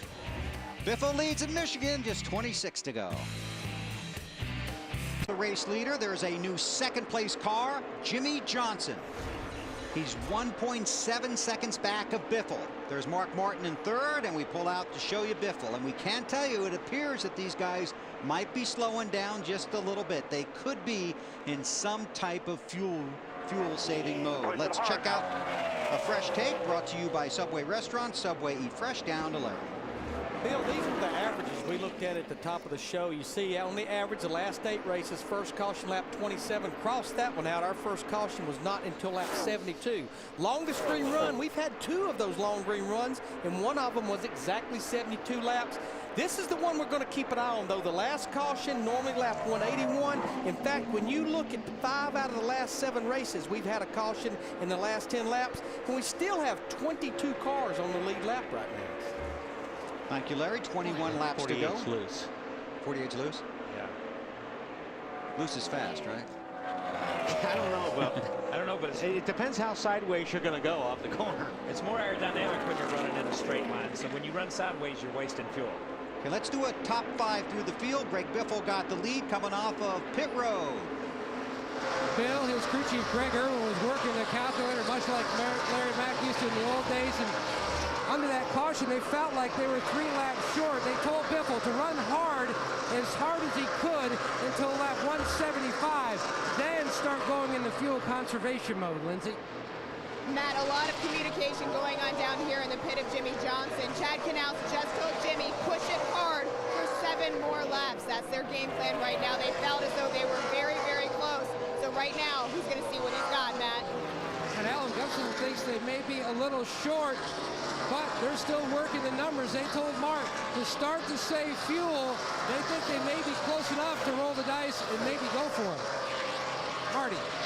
Matt, when Denny Hamlin left pit road, he was about 5 laps short on fuel. And usually when you go out in these strategies, we've heard you guys talk about it, you run hard, then you slow down at the end of the run. Mike Ford and Denny Hamlin are doing the opposite. They slow down at the beginning of the run. They're going to go hard at the end of the run. That could be very interesting. Denny saying he's doing all he can to stay competitive. Jeff Gordon, however, from Steve Letarte says, we're good to go to the end. Run as hard as you want this entire run. This is going to be good, Bill. Gonna be fun to watch. But the thing is, you know, you got to think with 18 to go, if you're sitting there, if you're Martin or Jimmy Johnson or any of those guys, you have to catch the 16 first and hoping that he'll run out of gas. I mean, if you're going to win, you've got to be there. You've got to be out. You know what I'm saying? Yeah, no, you got to be there. It's just like last week. If we go back to the Pocono race last week, Jimmy Johnson said, I went off into turn 1 and I thought Carl ran out of gas. So I powered by him. You know what I mean? Next thing he knows, Carl powers back by him, and then Jimmy has to run hard, and Jimmy runs out of gas, and Carl doesn't. So you got to be close enough to take advantage and push that guy and make that guy in front of you run out of gas. Yeah, if you're going to be 3 or 4 seconds back behind Biffle and hope he runs out of gas, that ain't going to. You know, that ain't going to work. You've got to be fast enough to be right there. Yeah, that's the proverbial hope and a promise. Yeah. Greg Biffle's fastest lap was on lap 79. He ran a 39.24 seconds. That's about 2.5 seconds faster than he's running right now. Inside of 17 to go here at Michigan. It's Biffle, Johnson, Martin, Hamlin, Jeff Gordon, Carl Edwards runs in the 6th spot. Who has enough fuel? Greg Biffle is the race leader, but Jimmy Johnson is coming. Fans, let's check in on the rankings for today's fastest pit crews at Michigan. There you see them. Greg Biffle got the lead with the help of his pit crew. He won the race off of pit road. Denny Hamlin and Jeff Gordon. Okay, now here's the hard part. Yep, got to save fuel. Not but anymore. I got to stay out front too. Well, what do you know, he's saving. 16 isn't running 100% right now. I guarantee you that. And the 48's running pretty dang 100% because he's sideways and backwards off every corner. He's driving right now, and he's picked up about a half second, maybe a little bit more than that over the last 3 or 4 laps. So I mean, you know, and these guys are equal right now. Equal tires, equal fuel, equal everything. Jimmie Johnson has led 142 laps in this race. Biffle has led 35. Johnson dominated But the first 3 quarters of this race. You see Johnson come up out of the corner there. That thing slaps back and forth. I mean, He's been like that for the last 10 laps. He's been hitting the wall almost. He's trying to get there to catch up. And whether he's trying to get there to get around him at this point in time with this many laps, or to get there and just smell the draft and save some fuel for him. You know, as fast as he's caught him over the last 3 or 4 laps, it's almost like if I can ride behind him for 4 or 5 laps. 10 to go. 10 to go. Still 6 back. What I would be afraid of on that car, I would want to get in front of him because I don't want to race it. If he's in fuel conservation, I want to get by him and I want to have a little bit of a cushion, because if Biffle drops the hammer again because he's got enough fuel, then you got to race him. Yeah, then you got to race him. That's true. Once you get him down, you want to get him down. keep him down. You want to keep him down. Let's go. Matt, he's getting a lot of encouragement now.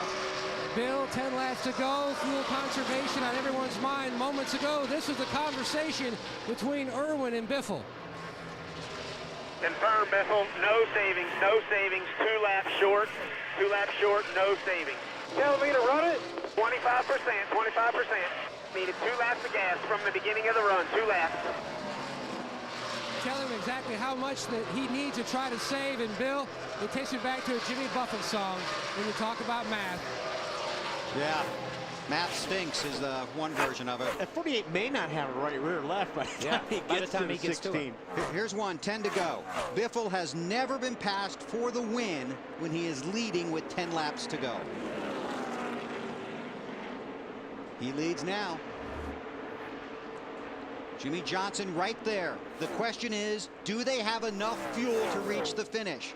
Has Biffle been able to save enough? And I think even listening to that conversation, you got to say he feels like he does, because what they said was we needed to save 2 laps, 25%, and then he said from the very beginning of the run. So maybe they felt like at this point in time, with 10 or 15 laps to go, when we heard that conversation, that they had saved enough fuel to go all out right now. On board with Biffle, looking back at Jimmie Johnson. 8 to go.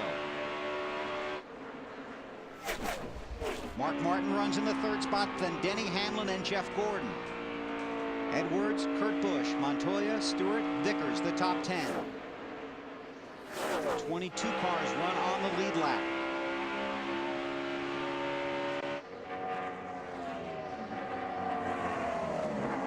Johnson right there. I think Jimmy wants by. It's just, I'm not sure. I just think his car might be a little bit too loose to get past him. What are they saying, Lindsay? All I'm hearing down here is Chad saying, go get him, man, go get him. They really believe that they can make it all the way on fuel, and they feel like Jimmy's just a step behind. But once he gets past Biffle, if he can, this race could be his, Bill. Taking a look down on the bottom, but he's so loose right there. Look at that car get loose. And he makes it even worse when you've got a car on your outside. And that's what I just said a lap ago.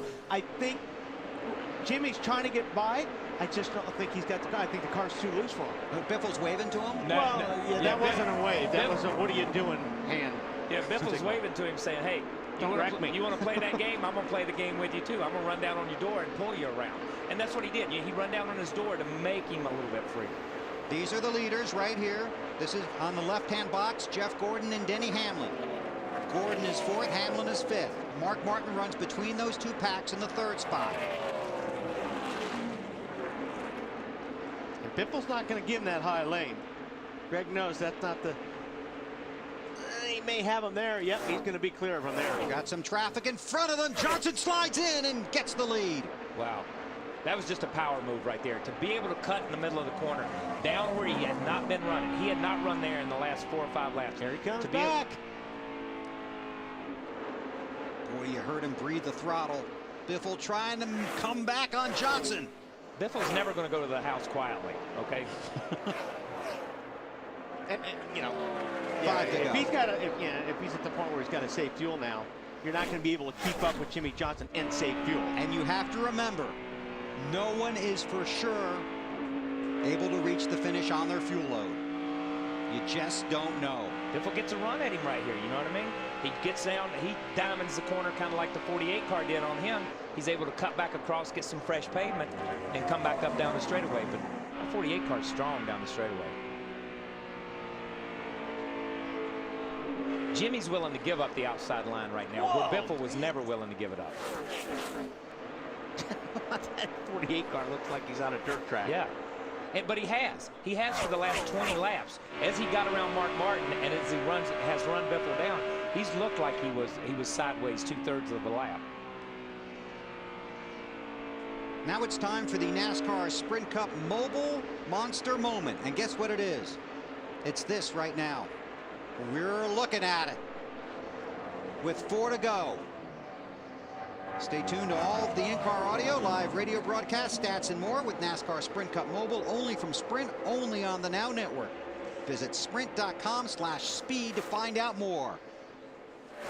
3 to go when they get to the line.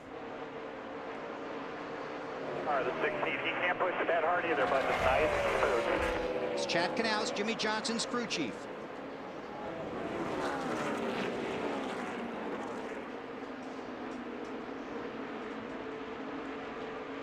Through turn 2.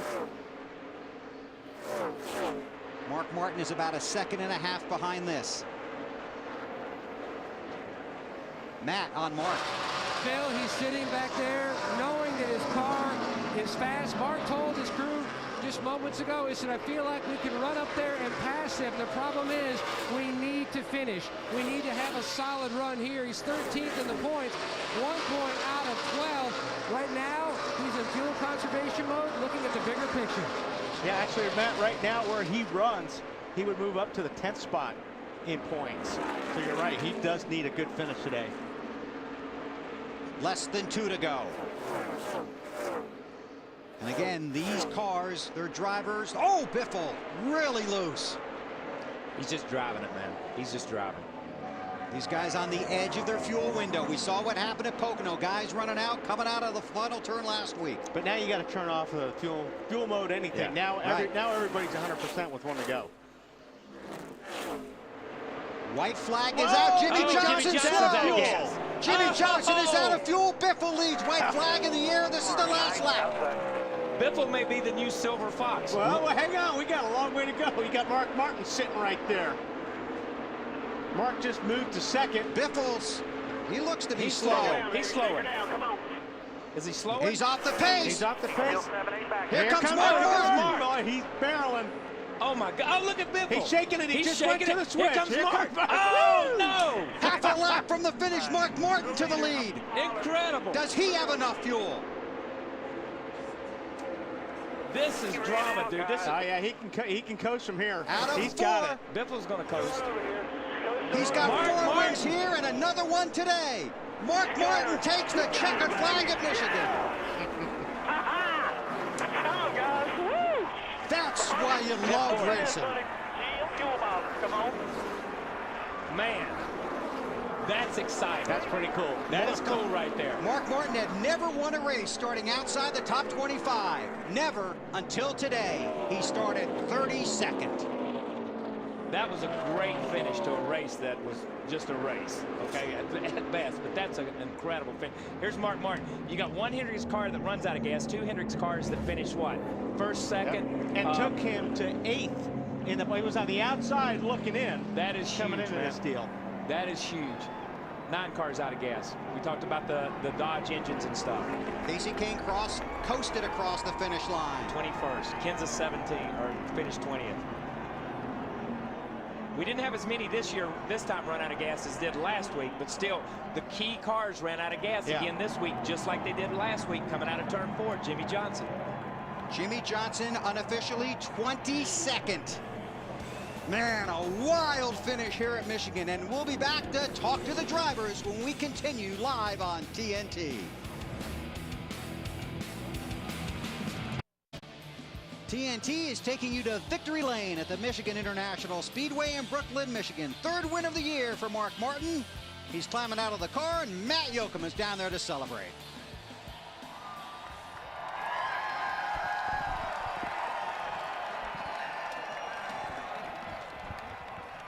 And Bill, I don't know, we haven't seen Mark Martin this excited in so long. Mark, dramatic race for the fans. What was it like for you inside the cockpit trying to find the balance of saving fuel yet having enough speed? Well, you know, this team deserves to be in the chase, and we were on the outside looking in with all the trouble we had. I went for the points, man. I thought those guys were running too hard for us to save gas. I couldn't do it both, save gas and run with them.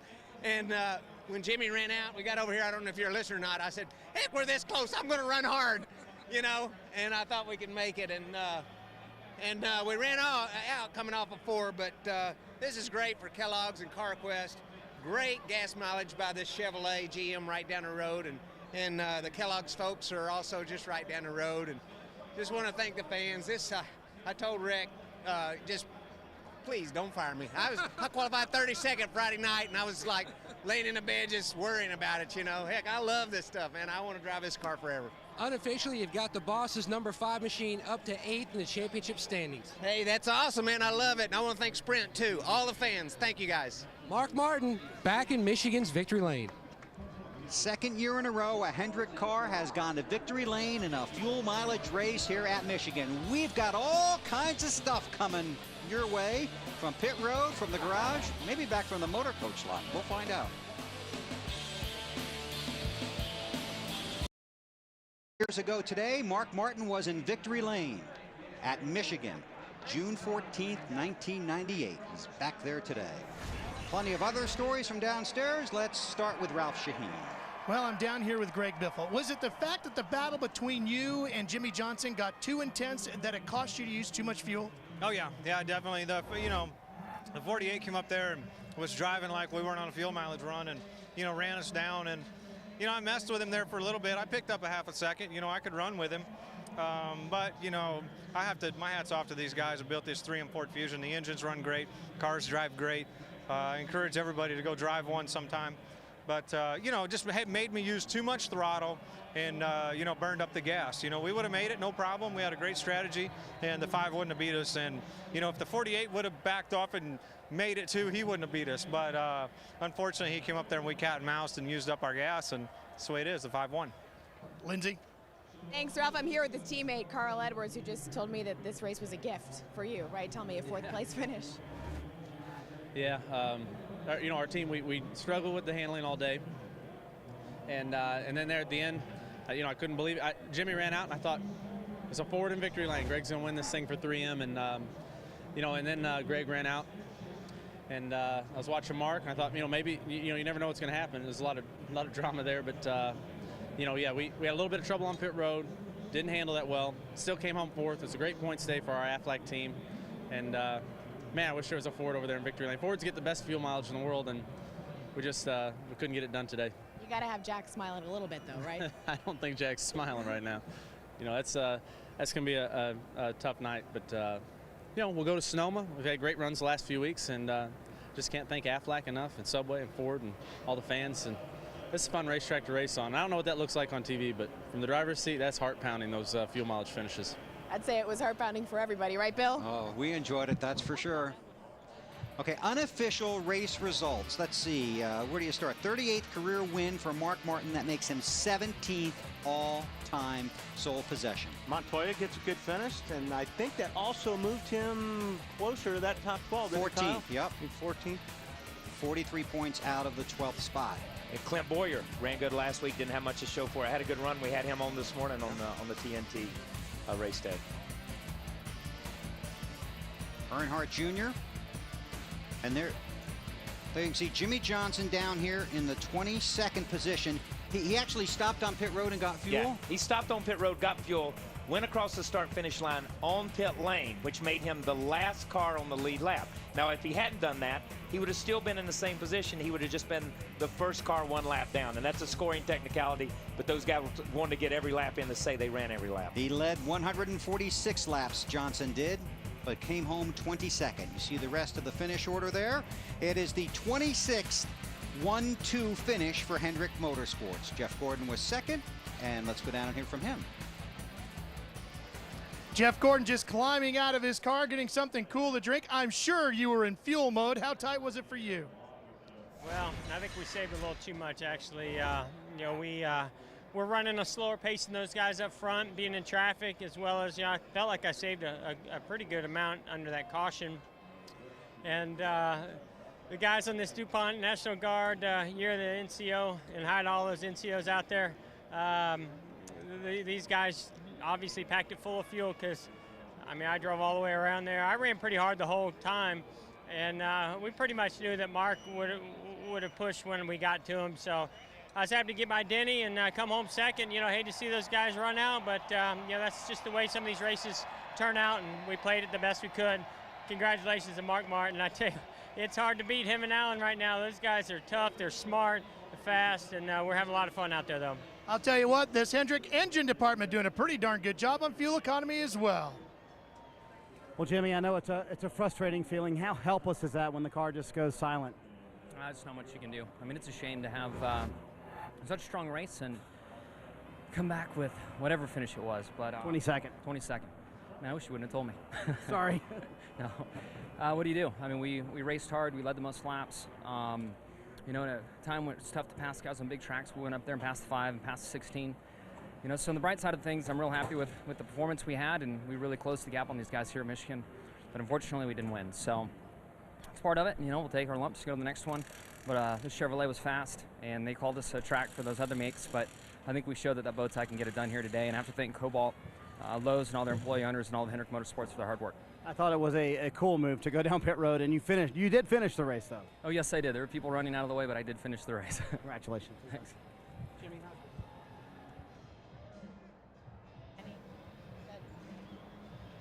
Denny Hamlin gets a third-place finish here today. Denny, how good does this feel for you? It's a relief to finally get a finish where we belong. We had a good car all day. Just proud of this whole FedEx Express team, and we were definitely a car that could contend for a top 2-3 spot all day, and it feels good to finally come out of here with the finish that we deserved.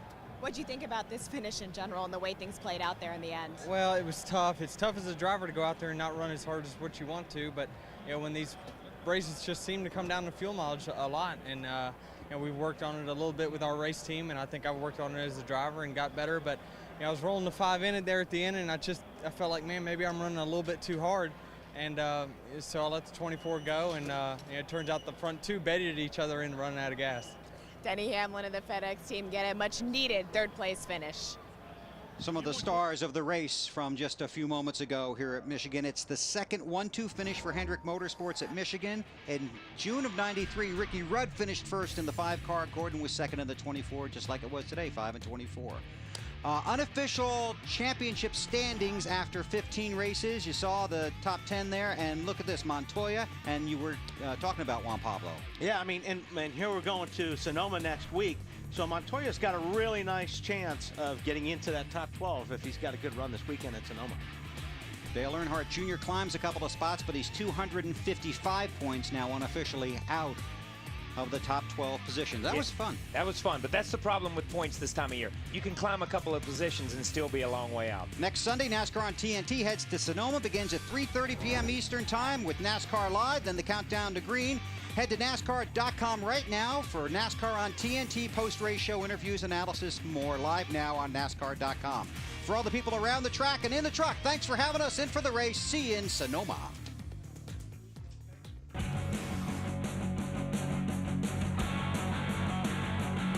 Gentlemen, start, yo! Nobody's gonna take my car. I'm gonna race it to the ground. Nobody's gonna beat my car. I'm gonna break the speed of sound. Oh, it's a killing machine. It's got everything. Ride home tight, on the highway star.